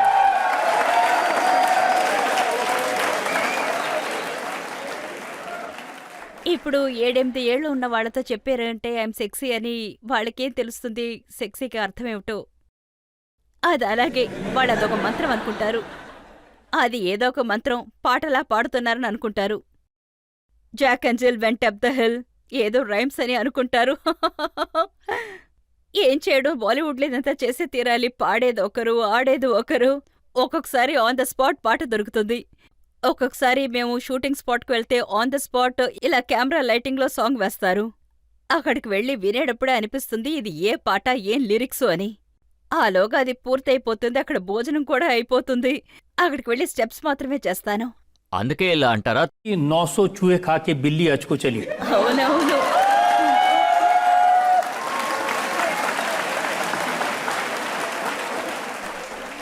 చూడండి చూడండి, అట్లీస్ట్ నేను హజ్జుకు వెళ్ళాను కదా. 900 కాదు, 1000 కాదు, 5000 తినేసి నేను హజ్జుకు వెళ్ళాను కదా. గౌతమ్ బుద్ధాలాగా ఆడకే మగకి ఒకే చట్టమే. ఇందులో ఎటువంటి తేడా లేదు. ఎవరు సిద్ధ బుద్ధ అయిన తర్వాత దీన్ని వినరు. సిద్ధార్థ్, మీ నాన్న మిమ్మల్ని కోట నుండి బయటికి పంపినప్పుడు దేని చూపించి మీ నాన్న రెచ్చగొట్టారు? అందులో ఒక్కరు నాతో ఏం చెప్పారంటే, ఆయనకి అందమైన అమ్మాయిల్నిస్తారు, మంచి సినిమాలొస్తారు, ఎందుకంటే ఈ లోకం నుండి ఆయన బయటికి వెళ్ళకూడదు. అలా అనుకుంటే సిద్ధార్థ్ ఎన్నో వేల పేదవాళ్ని తిని నాశనం చేసుంటారు ఆయన కోట లోపల. కాని సిద్ధార్థ్ బుద్ధాన్ని స్వీకరించిన తర్వాత ఎవరు ఇటువంటి ప్రశ్నను అడగరు. కాని ఒక ఆడది సన్యాసాన్ని స్వీకరించిన తర్వాత ఎందుకు ఇన్ని ప్రశ్నలు అడుగుతున్నారు? పాస్ట్లో ఎన్ని ఎలకలు తిన్నావు ఏంటి? నేను తిన్నాను. అది 23 ఏళ్ల క్రితం నేను తిన్నాను. కానీ ప్రొడ్యూసర్స్ అందుకే అందరూ కూడా బ్రహ్మచారిణి వ్రతం 12 ఏళ్లు చేశాను. నా లోపలే నేను శుభ్రం చేసుకున్నాను, అందుకే వ్రతం చేశాను. ప్రొడ్యూసర్స్ అందరూ డైరెక్టర్స్ అందరూ ఏమంటున్నారంటే, పొడవైన జుట్టు, ఎర్ర బుగ్గలు, హిట్ మెషిన్ మమతా కుల్కర్ణి అని. కానీ వాళ్ళందర్నీ వదిలేసి మీరసలు ఎక్కడికి వెళ్లారో తెలీదే. కొంతమంది ఇన్స్టాగ్రామ్లో ఏం రాశారంటే, మమతాజీ మీరేమిటి ఇలా చేశారు అని, బాబాస్తోల్లి కలిసిపోయారు, మిమ్మల్ని మీరే నాశనం చేసుకుంటున్నారు అని. మేం మిమ్మల్ని కరణర్జున్ 2లో చూడాలనుకున్నాం, మీరిలా చేయకండి అని ప్రజలు చెప్తున్నారు. మీరు ఎప్పుడైనా వాళ్ళ మాటలు విన్నారా? లేదు, అదిప్పుడైపోయింది కదా. నేను మీతో చెప్పినట్టే పాలు ఇప్పుడు నెయ్యిగా మారిపోయింది. మీరు ఎప్పుడైనా ఫీల్ అయి ఉంటారా, మనం ఇలాంటి సినిమాలు చేశామే, ఇలా ఫోటోషూట్ చేశామే, ఇలా డాన్స్ చేశామే అని? లేదు. ఆ సమయంలో నాకదే కరెక్ట్ అనిపించింది. అప్పుడు వయసు ఒక సమస్య. వయసులో ఉన్నప్పుడు మనిషి ఏవైనా చేస్తాడో అదే కరెక్ట్. అది పూర్తిగా ఏమంటారు, భౌతికంలో మనం పూర్తిగా అనుభవిస్తేనే మనం సన్యాసి అవ్వగలం అంటారు. ఇప్పుడు ఆడియన్స్ నుంచి ఎవరైనా ప్రశ్నలు అడగచ్చు. మీరు ముంబై నుంచి వచ్చి ఇంత పెద్ద స్టార్ అయ్యారు, ఇప్పుడు సన్యాసాన్ని కూడా తీసుకున్నారు. సో ఈ 2 లైఫ్లో మీకు ఏది బాగా నచ్చింది? అంటే ఈ 2 లైఫ్లో మీకు ఏది బాగా అనిపించింది? నేను మీకొకటి చెప్పనా? నేను నిజంగా మీకొకటి చెప్పనా? ఈశ్వరుడికివ్వడానికి 23 సంవత్సరాలు తక్కువే. తర్వాత నేను అభిషేకం చేసినప్పుడు, పట్టాభిషేకం చేసినప్పుడు నేను చాలా ఏడ్చాను. ప్రజలకేమనిపించిందంటే నేను ప్రాయశ్చిత్తం చేస్తున్నానని, కాని అది కాదు. ఇప్పుడు నేను దేవుడి పాట పాడాను, అది చూశారంటే అది భక్తి కన్నీరు. చూడండి, నేను ఇప్పుడు ఏడుస్తున్నాను, దేవుడి కోసం ఏడవచ్చు. మీరు ఆలోచించండి, నే దేవుణ్ణి తలుచుకొని ఎందుకు ఏడుస్తున్నానంటే, ఒకవేళ తల్లిదండ్రుల్ని తప్ప మీరు మనస్ఫూర్తిగా ఎవరినైనా అభిమానిస్తున్నారంటే అది దేవుడే అయ్యుంటాడు ఖచ్చితంగా. మీరాయన భక్తిలో ఐక్యమైపోండి. మనం నిజంగా గుడ్డివాళ్లగా ఉన్నాం, మూర్ఖులుగా ఉన్నాం, బుద్ధి లేకుండా ఉన్నాం. ఆయన మీ మీద ప్రేమ చూపిస్తారు, మీకు దారి చూపిస్తారు. మీరు ఆలోచించలేరు, ఆయన కోసం నేను 23 ఏళ్లని సమర్పించుకున్నాను. నాకు భయంగా ఉంది. నేను మా మండలీశ్వర్ అయినందుకు నన్ను ఎదిరిస్తున్నారు, నేను భయపడుతున్నాను. మీరు దేవుడికి భయపడండి. దానివల్ల నేను దేన్ని కోల్పోను. ఏ శక్తుల్ని నేను పూజ చేశానో అది మిమ్మల్ని క్షమిస్తుందా లేదా నాకు తెలియడం లేదు. ఇప్పుడు మనం ఒక బ్రేక్ తీసుకుందాం. బ్రేక్ తర్వాత మమతా కుల్కర్ణి గారి మీదున్న ఆరోపణలు, ప్రశ్నలు కొనసాగుతాయి. చాలా పెద్ద కాంట్రవర్సీ, అరగన్స్ అనే ఒక విషయం, అది రాజ్ కుమార్ సంతోషి గారితో. చెప్పండి. ఆయన ఏమన్నారంటే, మమతా నన్ను అండర్వరల్డ్ డాన్ అయిన దావూద్ ఇబ్రహాంతో బెదిరించింది అని. లేదు, నాకు అండర్వరల్డ్కి ఎటువంటి సంబంధమూ లేదు. దావుద్ని నేను మీట్ చేయలేదు, ఆ ప్రశ్నకి చోటే లేదు. Welcome back. ఆప్కి అదాలత్లో ఇవాల్టి మన అతిథి ముంబై సినిమాల్లోని సూపర్ స్టార్ మమతా కుల్కర్ణి. ఈవిడ కొత్త పేరు యమాయ్ నందగిరి. ఆప్కి అదాలత్లో తర్వాత ఆరోపణ. ఆప్కి అదాలత్లో ఫిలిం స్టార్ గా ఉండి ఇప్పుడు మా మండలేశ్వరి అయిన మమతా కుల్కర్ణి గారి మీదున్న తర్వాత ఆరోపణ, ఈవిడ విజయం సాధించిన తర్వాత అరగంటగా మారారు అని. మీరు ఏమన్నారంటే, ఆ సమయాల్లో మీరు సినిమాలో నటించినప్పుడు కూడా ఆధ్యాత్మికం మీద ఇంట్రెస్టెడ్ గా ఉన్నారు అని. ఆధ్యాత్మికంలో ఉన్న వాళ్ళందరూ కూడా ఒక పద్ధతిగా ఉంటారు. వాళ్ళకి ఎక్కువగా కోపం రాదు, పొగరుండదంటారు. ఇలాంటి ఎన్నో ఉదాహరణలు నేను మీకు చెప్పగలను. మీరు మీ అందాన్ని తలుచుకుని ఎక్కువ గర్వపడుతూ ఉంటారు. సో మీరప్పుడు ఏమన్నారంటే, రేఖా, శ్రీదేవి వీళ్ళందరూ ఉట్టి కాస్మెటిక్ బ్యూటీస్, కానీ నేనే రియల్ బ్యూటీ అన్నారు. భగవంతుడా,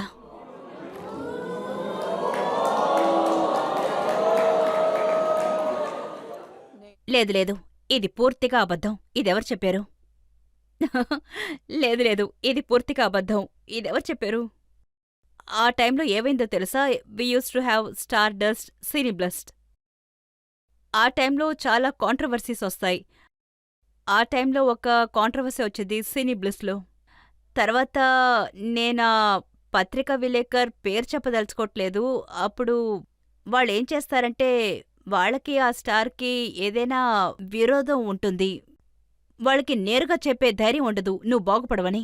వాళ్ళు ఏమని రాస్తారంటే, మమతా చెప్పింది రేఖ బాగుపడదని. ఐఎమ్ టెల్లింగ్ యూ, ఒకసారి నాకు అలా జరిగింది. నేనేం చేశానంటే రేఖాజీకి కాల్ చేశాను. ఏమన్నానంటే, రేఖాజీ తర్వాత 5 రోజుల తర్వాత నా ఇంటర్వ్యూ వస్తుంది సినీ బ్లిస్లో. అందులో ఏం రాబోతుందో అదేవి నేను చెప్పలేదు. ఆవిడ ఆ పత్రిక విలేకరెవరని అడిగారు, నేను చెప్పలేదు. XYZ అని చెప్పాను. ఆవిడ అన్నారు, ఓకే, ఆ లైన్స్ నాది కాదని చెప్పాను. Okay Mamata, I didn't take personal. ఒకరోజు కాజోల్ కరుణార్జున్ సినిమా చేసేటప్పుడు ఒకరోజు చాలా ఫాస్ట్గా నా మేకప్ రూంలోకి వచ్చి టక్ టక్ని రూమ్ని నాక్ చేశాను. నేను డోర్ని ఓపెన్ చేశాను. ఏంటి కాజోల్, ఏంటి విషయం అని అడిగాను. నో, నా ఇంటర్వ్యూలో నన్నేమడిగారంటే, నేను నిన్ను చూసి అసూయపడుతున్నానని, నిన్ను చూసి నేను ఇన్సెక్యూరిటీగా ఫీల్ అవుతున్నానని అని చెప్పింది. నేనలా చెప్పనే లేదు. సరే ఓకే ఓకే వెళ్ళిపోయింది. సో ఇది ఆ సమయంలో ఆ మ్యాగజైన్స్ ఉంటాయే, అది ఒకరికి ఒకరికి గొడవని సృష్టిస్తాయి. ఆ టైంలో స్పైసీగా ఒకటి to put on the cover. వాళ్ళకి నన్ను కవర్లో వేయాలి. వాళ్ళు ముందే డిసైడ్ చేస్తారు రేఖాజీని కవర్లో వేయాలంటే మమతాజీ గురించి రాయాలి అని.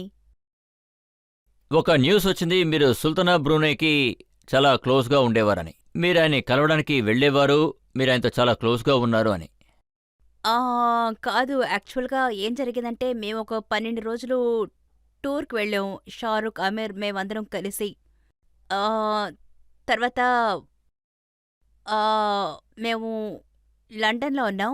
మమ్మల్ని హిల్టన్ హోటల్లో పెట్టారు, మురారి బ్రదర్స్. తర్వాత ఈవినింగ్ ఫరత్ హుసేన్ అని ఒకరు ఉన్నారు, ఆ 12 షోస్కి ఆర్గనైజర్. ఆయన నా గుమ్మ ముందు నుంచొని నాక్ చేశారు. ఆయన నాతో ఏమన్నారంటే, Mamata, there is princess Hamita, she wants to meet you. Princess Hamita Sultan Brunei కూతురు. ఆ అమ్మాయి మీ ఫ్యాన్. తను డార్చెస్టర్ హోటల్లో ఉంటున్నారు. సో నేనేమన్నానంటే, తను ఒక ప్రిన్సెస్, తన్నే నన్నొచ్చి కలవమనండి, నేనెందుకు అక్కడికి వెళ్ళాలని అడిగాను. అప్పుడు ఫరా ఏమన్నారంటే, షటప్. తనేమన్నారంటే, తనొక చిన్నపిల్ల. అవును, తను చిన్నపిల్ల. నేనేమనుకున్నానంటే పెద్ద ఆవిడని, ట్రోన్లో కూర్చొని నన్ను పిలుస్తున్నారు అని. నేను చెప్పాను, 1 సెకండ్, నేను డ్రెస్ చేంజ్ చేసుకొని డార్చెస్టర్ హోటల్కి వెళ్ళిపోయాం. ఆ డార్చెస్టర్ హోటలే వాళ్లదే. తర్వాత ఆ 3 ఫ్లోర్స్లో వాళ్లే మొత్తంగా ఉన్నారు. పైకి వెళితే వాళ్ళు డౌన్ టు ఎర్త్. ఆ ప్రిన్సెస్ తను నేల మీద కూర్చొని ఆ ఆర్ఫన్ పిల్లలతో ఆడుకుంటూ టైం స్పెండ్ చేస్తూ ఉన్నారు. అది కాకుండా తను ఆ చిన్నపిల్లకి బర్త్డే ఉంది బ్రునైలో. దానికి కూడా వాళ్ళు నన్ను ఇన్వైట్ చేశారు. Mamata, can you come to the birthday అని. I said I can come, okay అని. తర్వాత నేను బ్రునైకి వెళ్ళాను. ప్రపంచంలోనే రిచెస్ట్ పర్సన్స్లో ఆయన ఒకరు. అవును, ఆ టైంలో సుల్తాన్ బ్రునై రిచెస్ట్ పర్సనే. సో నేనప్పుడు ఆ బర్త్డేకి వెళ్ళాను. 5000 పీపుల్కి పైగా ఉన్నారు. చాలా రిచెస్ట్ పర్సన్స్ అందరూ ఉన్నారు. అక్కడ మైకేల్ జాక్సన్ కూడా ఉన్నారు. మేమందరం ఒకే టేబుల్లోనే కూర్చున్నాం. సో ఇదంతా తలుచుకుని మీరు చాలా గర్వపడేవారా? అరగంటగా ఉండేవారా? లేదు లేదు, అలాంటిదే లేదు. ఇంతవరకు ఈ విషయం నేను ఎవరితోనూ చెప్పలేదు. అవి ఎందుకంటే చెప్పకూడదు చాలా కదా మంది ఉన్నారు. ఎవరికీను. అమిషా పటేల్ ఆవిడేమన్నారంటే, మారిషస్లో మీరు ఆవిడని పట్టుకుని తిట్టారట, ఆవిడతో గొడవ పడ్డారట, పెద్ద ప్రాబ్లం అయిందట. యాక్చువల్గా అక్కడ ఏం జరిగిందంటే, అక్కడ 5-6 రోజులుగా మా యాడ్ షూట్ ఒకటి జరిగింది. ఆ తర్వాత సాయంత్రం మేమందరం కలిసి ఒకచోట కూర్చుంటాం. అక్కడ బఫే ఉంటుంది. అండ్ అక్కడ ఓన్లీ ఒక నాన్ వెజ్ ఐటమే ఉంటుంది. తర్వాత ఫుడ్కి లేబుల్ అతికించలేదు వాళ్ళు. సో నేనది తీసుకున్నాను. కొంచెం కొంచెంగా నేను తినడం మొదలుపెట్టాను. తర్వాత నా పక్కనే బజాజ్ గారు కూర్చున్నారు. నేనదొక సైడ్గా కొరికి తింటున్నాను. నేనసలు కొరకలేకపోతున్నాను. అప్పుడు బజాజ్ గారిని అడుగుతున్నాను, బజాజ్ గారు ఆ, అప్పుడు అక్కడ ఉన్న ఒకే నాన్ వెజ్ అది మాత్రమే. నేను అడుగుతున్నాను, బజాజ్ గారు, క్యాన్ యూ టెల్ మీ ఆ మీట్ పేరేంటని? నాకేమనిపించిందంటే అది పాత మీట్, అందుకే కొరకలేకపోయానని, సరిగా ఉడకలేదనిపించింది. అప్పుడు వాళ్ళు నాతో అది డియర్ మీట్ అని చెప్పారు. నేను అడిగాను వాళ్ళని, డియర్ మీటా? అప్పుడు వాళ్ళు చెప్పారు ఒక పంచేసి ఉండాలని, లేబుల్ అతికించొండాలి. మనిషి చికెన్ తింటాడు, మటన్ తింటాడు, డియర్ మీట్ కూడా తింటాడా? సో నెక్స్ట్ టైం లేబుల్ అతికించాలని సాఫ్ట్గానే చెప్పాను. I set put dear. తను ఎదుర్కొంటా ఉంది కొత్త అమ్మాయి, అమిషా పటేల్. ఎవరో నాకు తెలీదు. Oh my god, you celebrities are so pricey, so high, you making controversies, you making dear. తర్వాత నేను ఏమీ చెప్పలేదు. తిరిగి చూశాను, ఎవరా అమ్మాయి, ఎందుకిలా మాట్లాడుతోంది? ఎందుకంటే రాకేష్ రోషన్, షారుఖ్ ఖాన్ ఏదో మాట్లాడుకుంటున్నారు. కొత్తగా ఒకరు ఇప్పుడే వచ్చారు బాలీవుడ్కి, వాళ్ళు మధ్యలో వచ్చి మాట్లాడితే ఎలా ఉంటుంది? నిజంగా నాకా ధైర్యం ఉండదు. షారుఖ్ ఖాను, రాకేష్ రోషను మాట్లాడుకుంటూ ఉంటే మధ్యనెళ్ళి మాట్లాడ్డానికి. ఏ స్టాండింగు లేదు.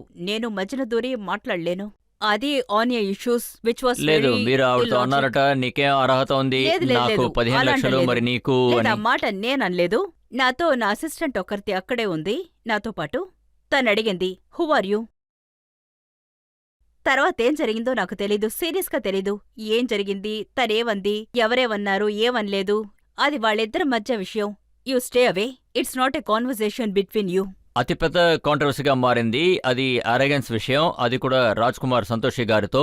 చెప్పండి. ఆయన ఏమన్నారంటే, మమతా నన్ను అండర్ వరల్డ్ డాన్ అయిన దావూద్ ఇబ్రాహీంతో బెదిరించింది అని.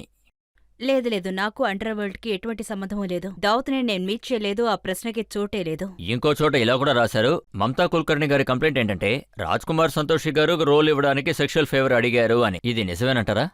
చూడండి, ఇది బాలీవుడ్ ఇండస్ట్రీ, ఓకే? ఇక్కడ అన్నీ లాంటివి జరుగుతూనే ఉంటాయి. ఎందుకంటే ఇన్ని రోజులు నేను ధ్యానంలో ఉన్నాను. ఇది నేచురలే కదా. మేము ఒక 4 రోజుల పాటు షూటింగ్కి వెళతాం. అక్కడ ఒకరికొకరు నచ్చచ్చు, సంతోషంగా ఉండాలనుకోవచ్చు. ఇది పెద్ద ముఖ్యమైన విషయమేం కాదు.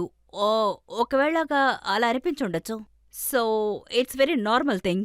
ఇప్పుడు పబ్లిక్ నుంచి ఒకరు అడగచ్చు, మీరు సన్యాసం తీసుకోవాలనుకున్నది మీ మెంటల్ పీస్ కోసమా? ఎందుకంటే మీ చాలా ఇంటర్వ్యూస్లో మేము విన్నాం, ఇంకా చూసాం కూడా. మీ ప్రొఫెషనల్ లైఫ్ చాలా సక్సెస్ఫుల్గా ఉంది, కానీ మీ పర్సనల్ లైఫ్ చూస్తే ప్రాబ్లమ్స్తో నిండిపోయినట్టుంది. ఇలాగేగా జరుగుతుంది. ఎందుకంటే ఎక్కడొక చోట మనిషి దెబ్బతినేగా తీరతాడు. అలాగే చెప్తారుగా, ఇది చూశాడు, అది చూశాడు, ఇప్పుడు దేవుడి దగ్గరికి వెళ్ళాడు అని. ఇప్పుడు మీకు పర్సనల్ లైఫ్ అంటూ ఏదైనా ఉందా లేదా? అలాంటిదేమీ లేదు. నా ఫ్యామిలీలో ఇప్పుడు ఎవరూ లేరు, అందరూ వెళ్ళిపోయారు. మా నాన్నగారు చనిపోయారు, కానీ నేను వెళ్ళలేకపోయాను. తపస్సులో ఇలాగే జరుగుతుంది. అదే ఒకే చోట చేయాల్సుంటుంది.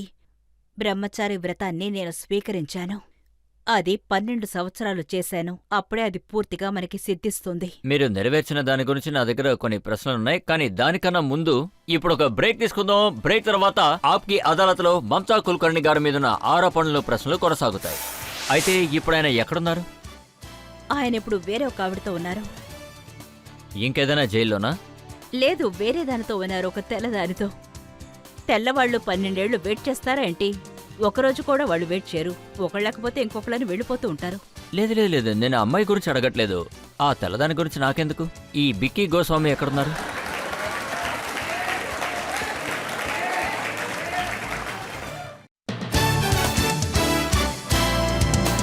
Welcome back. ఇవాళ ఆప్కి అదాలత్లో మన అతిథి మమతా కుల్కర్ణి. ఆయన ఇవాళ మా మండలేశ్వర్. ఆవిడ మీదున్న తర్వాత ఆరోపణ ఇదే. ఆప్కి అదాలత్లో ఫిలిం స్టార్ గా ఉండి ఇప్పుడు మా మండలేశ్వర్ గా మారిన మమతా కుల్కర్ణి గారి మీదున్న తర్వాత ఆరోపణ ఇదే. ఈవిడ యాక్ట్రెస్ గా ఉన్నప్పుడు మాఫియా దగ్గర ఇరుక్కున్నారు. మీరు చెప్పారు దావూద్తో ఎలాంటి కనెక్షన్స్ మీకు లేవు అని, కానీ ఫ్యాక్ట్ ఏంటి? హార్ట్ ఫ్యాక్ట్ ఏంటో నేను చెప్తాను. మీతో డ్రగ్ మాఫియాలో ఇన్వాల్వ్ అయిన ఆరోపణ ఉంది. కెన్యాలో కేసు కూడా జరిగింది. ముంబై పోలీస్ మీ మీద కేసు కూడా వేశారు, కేసు కూడా జరిగింది. నాన్ బెయిలబుల్ వారెంట్ ఇష్యూ అయింది. ఆ తర్వాత రెడ్ కార్నర్ నోటీస్ మీకు ఇవ్వబడింది. మీ ఫ్లాట్ ఇంకా మీ ప్రాపర్టీ మొత్తం సీజ్ చేశారు. ఇప్పుడు మీరు ఎవరి మీద కావాలన్నా ఏ నిందమైనా వెయ్యొచ్చు. ఇప్పుడు ఎవరూ ఏ నింద నుంచి తప్పించుకోలేరు. సీతాదేవి వల్లే కాలేదే. ఆవిడి తపస్సు చేసి అగ్ని పరీక్ష కూడా చేశారు. తర్వాత ఒక చాకలతను అతని మాట విని మళ్ళీ వనవాసానికి వెళ్లాల్సిన పరిస్థితి ఆవిడికి ఏర్పడింది. అదంతా కాదని మనం చెప్పలేం కదా. నిజం కాదు, చెప్పాలంటే నేను అడిగేదేంటంటే- ఆవిడి అటువంటిదేం కాదు కదా. ఈ నిందలని మీ మీద వేయడానికి కారణం ఏంటంటే మీకు బిక్కి గోస్వామికి చాలా దగ్గర కనెక్షన్స్ ఉన్నాయి. లేదు, నేనదే అది చెప్తున్నాను. 97లో ఆయనకి వ్యతిరేకంగా కేసు జరిగింది. ముంబై పోలీసులు ఫైల్ చేశారు ఆయనకి లేదు. వ్యతిరేకంగా. చెప్పండి. జాంబియా పోలీసులు కేసు వేశారు. సౌత్ ఆఫ్రికా పోలీసులు కేసు వేశారు. ఆయన జైల్లో ఉన్నారు. ఈ విక్కీ గోస్వామి ఉన్నారు కదా, కెన్యాలో, తర్వాత సౌత్ ఆఫ్రికాలో ఆయన షూటింగ్స్ చాలా జరిగాయి. ఆ, మ్, క్యాసినోస్లో, ప్రైవేట్ జెట్స్లో. కానీ ఆయన 15 ఏళ్ళు దుబాయ్ జైల్లో ఉన్నారు ఏదో కేసులో. తర్వాత 96లో ఆయన ఇండస్ట్రీ మొత్తం మీట్ అయ్యారు. అక్కడికి వెళ్ళి ఆయన మీట్ అయిన చివరి అమ్మాయిని నేనే. తర్వాత ఆ సమయంలో నా సెక్రటరీ కూడా చేంజ్ అయ్యారు. సెక్రటరీ చేంజ్ అయిన తర్వాత ఆయన ద్వారా నన్ను కాంటాక్ట్ చేశారు. ఆయన మాట్లాడితే నాకు చాలా బాగా అనిపించింది. నా కోస్టార్స్ ఆల్రెడీ ఆయనతో వర్క్ చేశారు. నేను వాళ్ళతో అడిగాను విక్కీ గోస్వామి ఎవరు అని. వాళ్ళు చాలా చెప్పారు. తర్వాత ఒక 10 రోజుల తర్వాతే నేను విక్కీ గోస్వామిని వెళ్ళి కలిశాను. తర్వాత నేను బాంబేకొచ్చిన తర్వాత ఆయన హోటల్ ఒకటి ఓపెన్ చేశారు. బాలీవుడ్లో ఉన్న వాళ్ళందరూ అక్కడికి వెళ్లారు. అందరూ బాలీవుడ్ సెలబ్రిటీస్, వాళ్ళ పేర్లు నేను చెప్పను. అందరూ అక్కడికి వెళ్లారు, నేను తప్ప. ఎందుకంటే నేను షూటింగ్లో బిజీగా ఉన్నాను. నేను వెళ్ళలేకపోయాను. ఆ రోజు రాత్రే హోటల్ ఓపెనింగ్. ఆయన దుబాయ్లో అరెస్ట్ అయిపోయారు.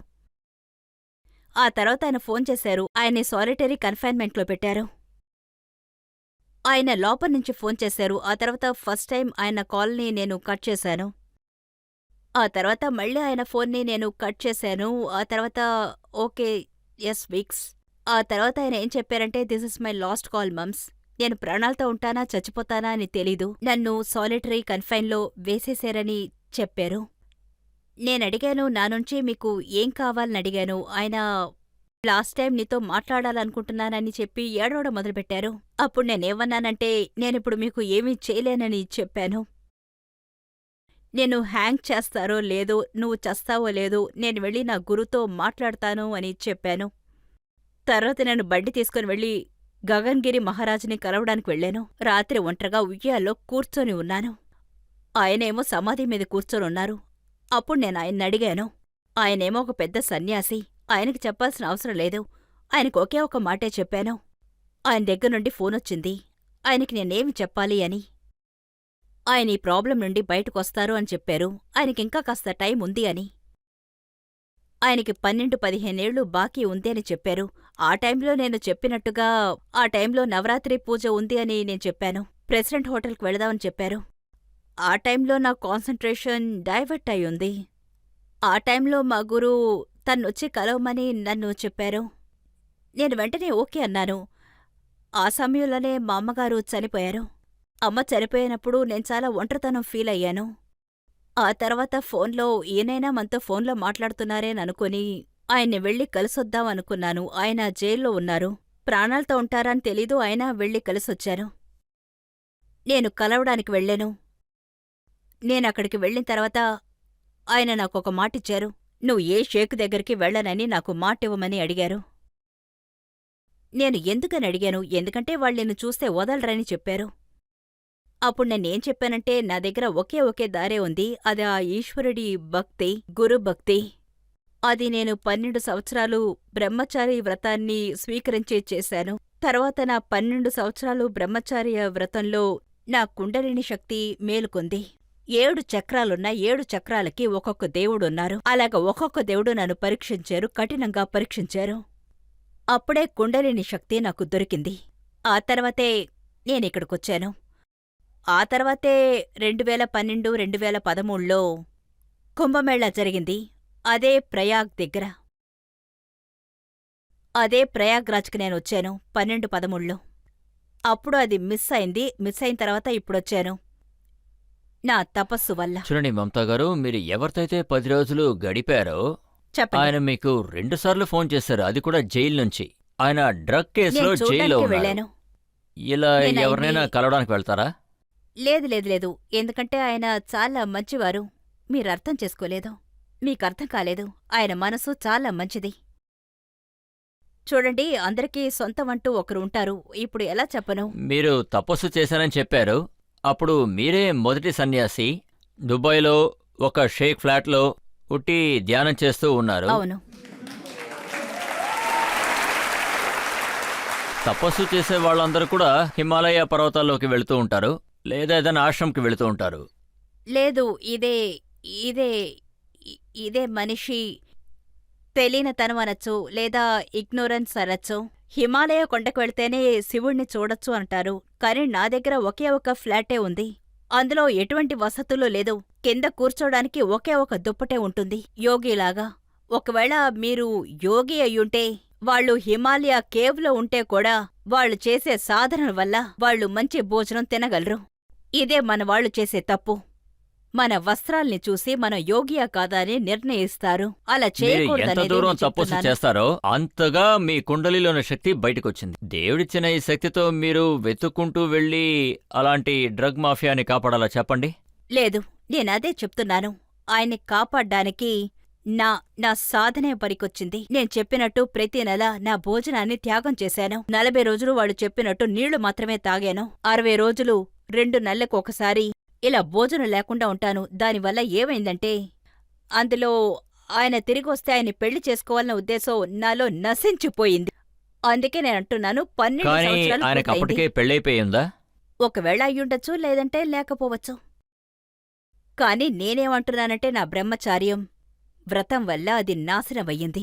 ఆయన్ని పొందాలి అని అది కానీ నేను ఒక ఇంటర్వ్యూలో చదివాను, ఏంటంటే ఆయనకి పెళ్ళైన విషయం మీకు తెలిసిన వెంటనే మీరు ఆయన్ని బాగా తిట్టారట. అంటే అదేమో అది 1996లో ఆయన నన్ను అప్రోచ్ చేయడానికి స్టార్ట్ చేసినప్పుడు. అప్పుడే నాకు తెలిసిందే ఆయనకి ఆల్రెడీ పెళ్ళైపోయిందన్న విషయం. సో నేను ఫోన్ చేసి ఆయన తిట్టాను, ఆల్రెడీ తెల్లమ్మాయిని పెళ్లి చేసుకున్నాడు అని. ఆ అమ్మాయి ఒక తెల్లమ్మాయి. అతను నాకు ఫోన్ చేశాడు. అతనికి పెళ్ళయిందని తెలియగానే తిట్టేశాను. నేనడిగాను, మీరసలు నాతో ఏం చేస్తున్నారు అని. మామ్ సేవైంది అన్నారు. You didn't tell me you got married అని. దానికి నేనేమన్నానంటే, it's better break off right now. ఒక మనిషి డీప్గా ప్రేమిస్తే ప్రేమ ఎక్కువైపోతుంది. ఆ తర్వాత అందులోంచి బయటికి రావడం చాలా కష్టమైపోతుంది. నేనతన్నడిగాను, మీకు పెళ్ళయిన విషయం ఎందుకు నాతో దాచారు అని. అందుకతను, మామ్స్, ఆయన నాతో ఏం చెప్పారంటే, తనతో అండర్స్టాండింగ్ సరిగా లేదని. వాళ్ళిద్దరూ వేరే వేరే రూమ్స్లో పడుకుంటారు. అయితే ఇప్పుడు ఆయన ఎక్కడున్నారు? ఆయనిప్పుడు వేరే ఒక ఆవిడతో ఉన్నారు. ఇంకెక్కడో జైల్లోనా? లేదు, వేరే దానితో ఉన్నారు, ఒక తెల్లదానితో. తెల్లవాళ్లు 12 ఏళ్లు వెయిట్ చేస్తారా ఏంటి? ఒకరోజు కూడా వాళ్ళు వెయిట్ చేయరు. ఒకళ్ళకపోతే ఇంకొకళ్ళని వెళ్ళిపోతూ ఉంటారు. లేదు లేదు, నేను ఆ అమ్మాయి గురించి మాట్లాడలేదు. నాకు ఆ తెల్లదాని గురించి ఎందుకు? బిక్కీ గోస్వామి గారు ఎక్కడున్నారు?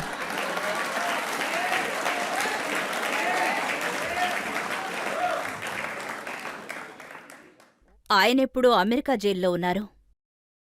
ఏం జరిగిందంటే, 2013లో ఆయన బయటకొచ్చి స్ట్రేట్గా కెన్యాకి వెళ్లారు. నన్ను కలవడానికి రాలేదు. తర్వాత 2-3 సంవత్సరాలు ఆయన చాలా బిజీగా ఉన్నారు. 2-3 సంవత్సరాలు బిజీగానే ఉన్నారు. అయితే మీరన్ని కానీ- బయటికి తీసుకురావడానికి మళ్ళీ తపస్సు చేయరా? లేదు లేదు, నేను చెప్పేది పూర్తిగా వినండి. 2-3 సంవత్సరాలు ఆయన మామూలుగానే జీవిస్తూ ఉన్నారు. అక్కడ కూడా ఆయనకి సెట్ అవ్వలేదు. ఆయన తిరిగొస్తారా లేదా అని నాకు తెలీదు. ఇప్పుడు నేనాయన్ని ఆయన కర్మాకే వదిలేశాను. ఆయన నిర్ణయానికి వదిలేశాను. ఆయన నన్ను కలవడానికి వచ్చుండాల్సింది. చూశారంటే రావణుడు సీతని ఎత్తుకొచ్చేశారు. ఆయన తమ్ముడు విభీషణుడు ఆయనతో కలిసి ఎంతోమంది చెప్పారు సీతని వదిలేసి వచ్చేయండి అని. కాని రావణుడు విభీషణుడు మాట వినలేదు, ఎవరి మాట వినలేదు. అప్పుడు ఇలాగే జరుగుతుంది. అతను ఏ కర్మ చేశాడో దానికి తగ్గట్టే జరుగుతుంది. అది కాదు, మళ్ళీ అదేంటంటే అమెరికాకి వెళ్లారు. మళ్ళీ 2016లో నా మీద కేసు పడ్డప్పుడు 2016, 17, 18, 19 మళ్ళీ నేను తపస్సు చేయడం మొదలుపెట్టాను. ఈసారి నేను నా మీద పడ్డ కేసు కోసం చేశాను. తర్వాత 2017లో నేను అమిత్ షాకి, మోడీజీకి ఒక లెటర్ రాశాను. అందులో ఏం రాశానంటే, నేను తర్వాత అది బయటికి తీసుకొస్తాను, తప్పకుండా రిలీజ్ చేస్తాను. నేను వాళ్లతో ఓపెన్గా చెప్పాను, నేను తపస్సు తప్ప ఇంకేమీ చెయ్యలేదు అని. తర్వాత ఈ నిందనే నా మీద మోపెరు కదా ఆ ఏసీపీ కమిషనర్. అది తప్పని నేను 2016లో ఒక లెటర్ రాశాను. అది మీకోసం నేను రిలీజ్ చేస్తాను. అందులో ఏ రాశానని మీరు చూడండి. మీరే నీ నోటితో పబ్లిక్కి ఏం రాశారో లేదు, చెప్పండి. చాలా లెంత్గా రాశాను. నేను ఇన్నేళ్లు తపస్సు చేశాను. తర్వాత నేను ఈ డ్రగ్స్ లోపలికి ఎవరు వెళ్ళాలనుకుంటారు? డబ్బుల కోసమే డ్రగ్స్లోకి వెళ్ళాలనుకుంటారు. బాలీవుడ్లో ఒక రోజుకి 1,00,000 సంపాదిస్తున్నప్పుడు నా 3 అపార్ట్మెంట్స్ పాడైపోవడం నేను చూశాను. 25 సంవత్సరాలుగా అది నష్టమైపోయినా ఏమైపోయినా నేను పట్టించుకోలేదు, ఏమి చేయలేదు, వదిలేశాను. నేను డ్రగ్స్కి వెళ్తానా? ఒక డ్రగ్స్కి వెళ్తే దేనికి వెళ్తారు? డబ్బు కోసమే కదా వెళ్తారు, చెప్పండి. ఇప్పుడు ఒకే రూంలో ఒంటరిగా ఉన్నాను. దానికి మీరు బాధపడుతున్నారా? అంటే మీరు ఒక తప్పుడు వ్యక్తితో సావాసం పెట్టుకోవడం వల్ల ఇన్ని ఇబ్బందులు మీకు ఎదురయ్యాయని అనుకున్నారా? అందుకే ఇంత బాధ భరిస్తున్నారు.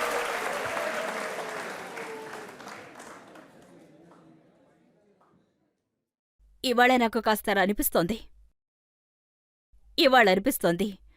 ఇంకా ఏమనిపిస్తుందంటే ఇందులో కూడా ఈశ్వరుడి ప్లానింగ్ ఏదైనా ఉంటుందేమోనని. బికాస్ 2016 నుంచి 24 వరకు నేను కఠినమైన తపస్సు చేశాను. నేను మీతో చెప్పాను, నేను కఠినమైన తపస్సు చేశాను. నేను సిద్ధస్థితికి వెళ్లి చేరలేదు. అది 2016 నా మీద ఉంది, తర్వాత ఆయన దగ్గరికి వెళ్ళింది. ఆ తర్వాత నా పరిస్థితి ఇలాగుంది. ఆ తర్వాత తపస్సు చేశాను. ఎప్పుడు ఆ కేసు నా మీద పడిందో అప్పుడు నేను ఘోర తపం చేసి ఆకాశాన్ని భూమిని ఒకటి చేశాను. ఈ విషయం మీద నేను మిమ్మల్ని ఖచ్చితంగా మెచ్చుకోవాలి. మీరు అన్ని ప్రశ్నలకి దాచకుండా సమాధానం చెప్పారు. ఏ విషయాన్ని కూడా మీరు అవాయిడ్ చేయడానికి అసలు ట్రై చేయలేదు. ఫ్యాక్ట్స్ అన్నిటినీ మీరు అందరి ముందు చెప్పారు. ఇది నిజంగా మంచి విషయం. ఇప్పుడు ఆడియన్స్ నుంచి ఎవరైనా అడగచ్చు. నా ప్రశ్న ఏంటంటే, మిమ్మల్ని ఒకసారి లాలూ యాదవ్ పాట్నాకు పిలిచారు. ఆ షో గురించి చాలా చర్చలు జరిగాయి. దాని గురించి మీరేం చెప్పాలనుకుంటున్నారు? యాక్చువల్గా ఆ టైంలో లాలు ఎవరో నాకు తెలీదు. నిజంగా ఏం జరిగిందో నేను చెప్తాను. ఈయన అదే సెక్రటరీయే వికీతో నన్ను మాట్లాడించారు. ఆయన కొత్త వచ్చి 2 నెలలే అయింది. మేము గోవా వెళ్ళాం. అక్కడ కార్నివల్ ఫంక్షన్కి చీఫ్ గెస్ట్గా వెళ్ళాను. తర్వాత అక్కడి నుంచే నాకు ఫోన్ చేశారు, మమతా నువ్వు బీహార్కి ఇప్పుడు వెళ్ళాలి అని. తర్వాత నేను సరే అని చెప్పి ఎందుకని అడిగాను. అక్కడ ఒక షో ఉందని చెప్పి గణేష్ చెక్కడే అనే కొరియోగ్రాఫర్ కూడా వచ్చారు. మేమొక 10 మంది డాన్సర్స్, తర్వాత నా మేకప్ ఆర్టిస్ట్, తర్వాత నా హెయిర్ డ్రెస్సర్, మేమందరూ ఫ్లైట్లో ఉన్నాం. ల్యాండ్ అయిన తర్వాత oh my god, believe me, ఈశ్వరుడు సాక్షిగా బీహార్కెందుకు వెళ్ళామని అనిపించింది.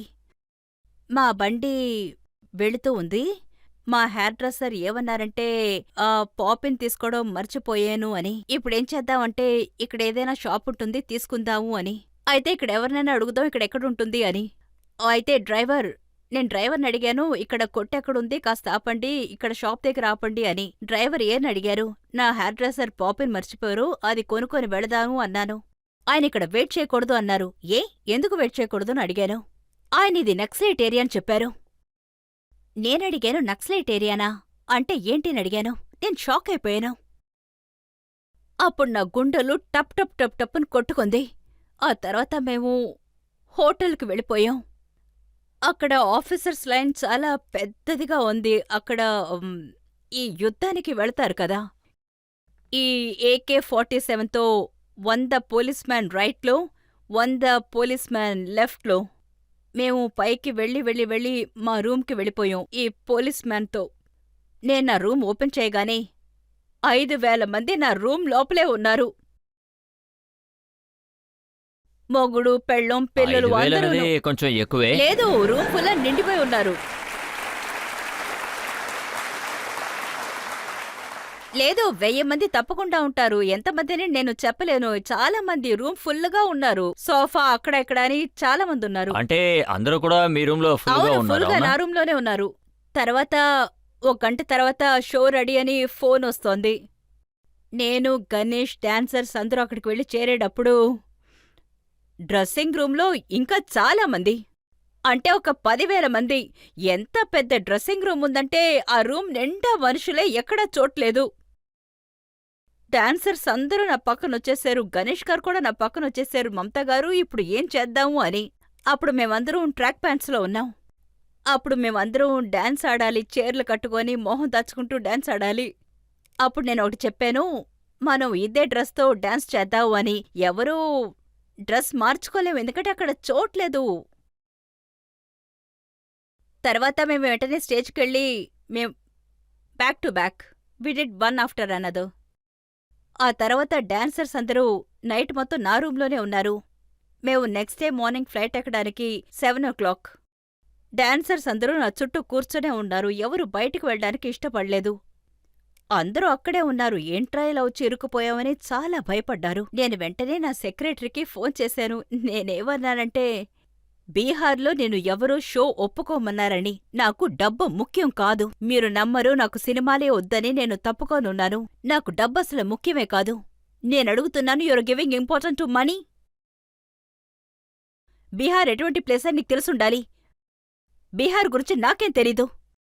ఎనీవే, మేమందరం బీహార్ ఎయిర్పోర్ట్కి సేఫ్గా వెళ్లి చేరాం. ఆ గార్డ్స్ అందరూ మమ్మల్ని సేఫ్గా తీసుకెళ్లి చేర్పించారు.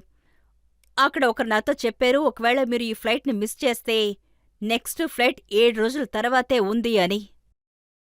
కానీ నేను మహాకాళిని మనసులో తపస్సు చేస్తూనే ఉన్నాను ఓం త్రంబకం యజామయ సుగంధి పుష్టివదం అని. ఫ్లైట్ రాగానే వెంటనే అక్కడి నుంచి వెళ్ళిపోవాలని ఫ్లైట్ వచ్చింది. అది టేక్ ఆఫ్ అవ్వగానే డాన్సర్స్ అందరూ క్లాప్స్ కొట్టారు తెలుసా. మీరు ఎలాగోలా తప్పించుకున్నారు. తప్పించుకున్నాం. మొత్తానికి ముంబైకొచ్చి చేరుకున్నాం. 10 రోజుల తర్వాత ఈ న్యూస్ అంతా న్యూస్ పేపర్లో వస్తుంది. లాలూ ప్రసాద్, ఆ ప్రసాద్, ఈ ప్రసాద్ అంటూ. ఆ తర్వాత లాలూ ప్రసాద్ పాపం ఆయన ఎవరో కూడా నాకు తెలీదు. ఆ తర్వాత ఆయన కూడా అనౌన్స్ చేశారు, పాపం ఈ అమ్మాయి మమతా ఎవరు, ఎందుకు ఆ అమ్మాయిని ఇలా లాగుతున్నారు అని, ఆ అమ్మాయికి రాజ్యసభ సీట్ ఇస్తాను అని. ఆ తర్వాత ప్రెస్ అందరూ నన్నొచ్చి అడుగుతున్నారు, మమతాజీ, లాలూగారు ఎవరు? ఆయన బీహార్ చీఫ్ మినిస్టర్ అని చెప్పారు. నేనన్నాను, ఇలా చూడండి, లేదు, ఆయన మీకు రాజ్యసభ సీటిస్తాను అని చెప్పారు. తర్వాత మీకు బండి దొరుకుతుందట కదా.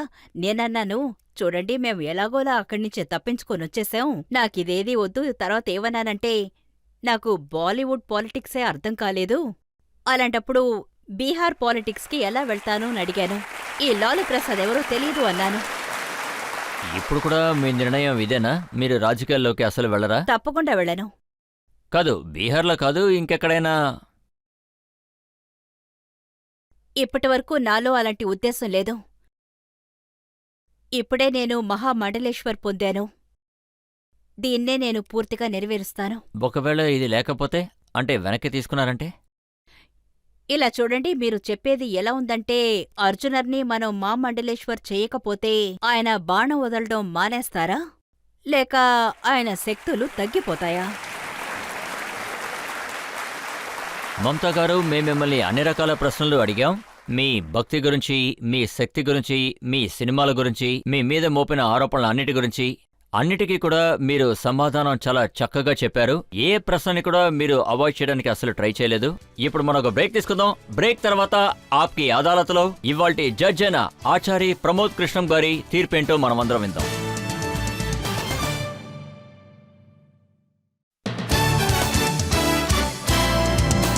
Welcome back. ఆప్కి అదాలత్లో మనం కేసు నడుపుతున్నది ఒకానొక కాలంలో చాలా పెద్ద ఫిలిం స్టార్ మమతా కుల్కర్ణి గారి మీద. ఇవాళ ఆవిడ ఒక మా మండలేశ్వర్. ఇవాల్టి కేసులో తీర్పు చెప్పడానికి మన జడ్జ్ కల్కిదాం పీఠాధిపతి అయిన ఆచార్య ప్రమోద్ కృష్ణం. అన్ని కుట్రల్ని ఇంకా వాదనల్ని విన్న తర్వాత ఈ న్యాయస్థానం ఈ నిర్ణయానికి వచ్చింది. ఈవిడ జీవితాన్ని మార్చుకోవటానికి ఒక మంచి పనిని చేశారు.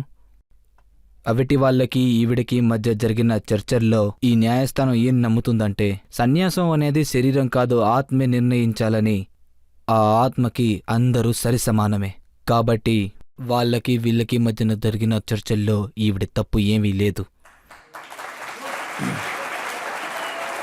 థాంక్యూ.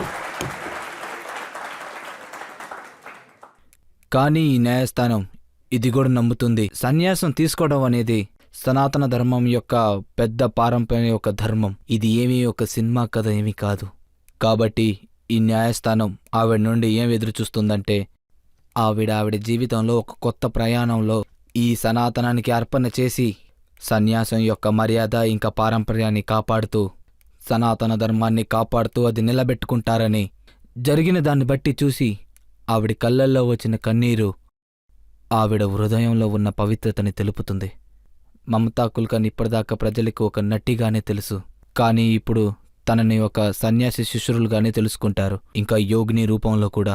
ఈ మంచి ఆలోచనతో ఈ న్యాయస్థానం ఆవిడని చాలా గౌరవంతో విడుదల చేస్తుంది. Thank you. Thank you. Thank you. ఇదే విధంగా మమతా కుల్కర్ణి గారు ఎప్పుడు కూడా మతానికి కావాల్సిన సేవలు అందిస్తూ ఉంటారు. ప్రజల మంచి కోసం అలాగే ప్రశాంతత కోసం పనిచేస్తూ ఉంటారని నమ్ముతూ ఇవాల్టి కేసు ఇందరితో ముగిద్దాం. తర్వాత ఎపిసోడ్లో ఇంకొక అతిథి ముందు మీ ముందుకు వస్తాను. అప్పటి వరకు సెలవు.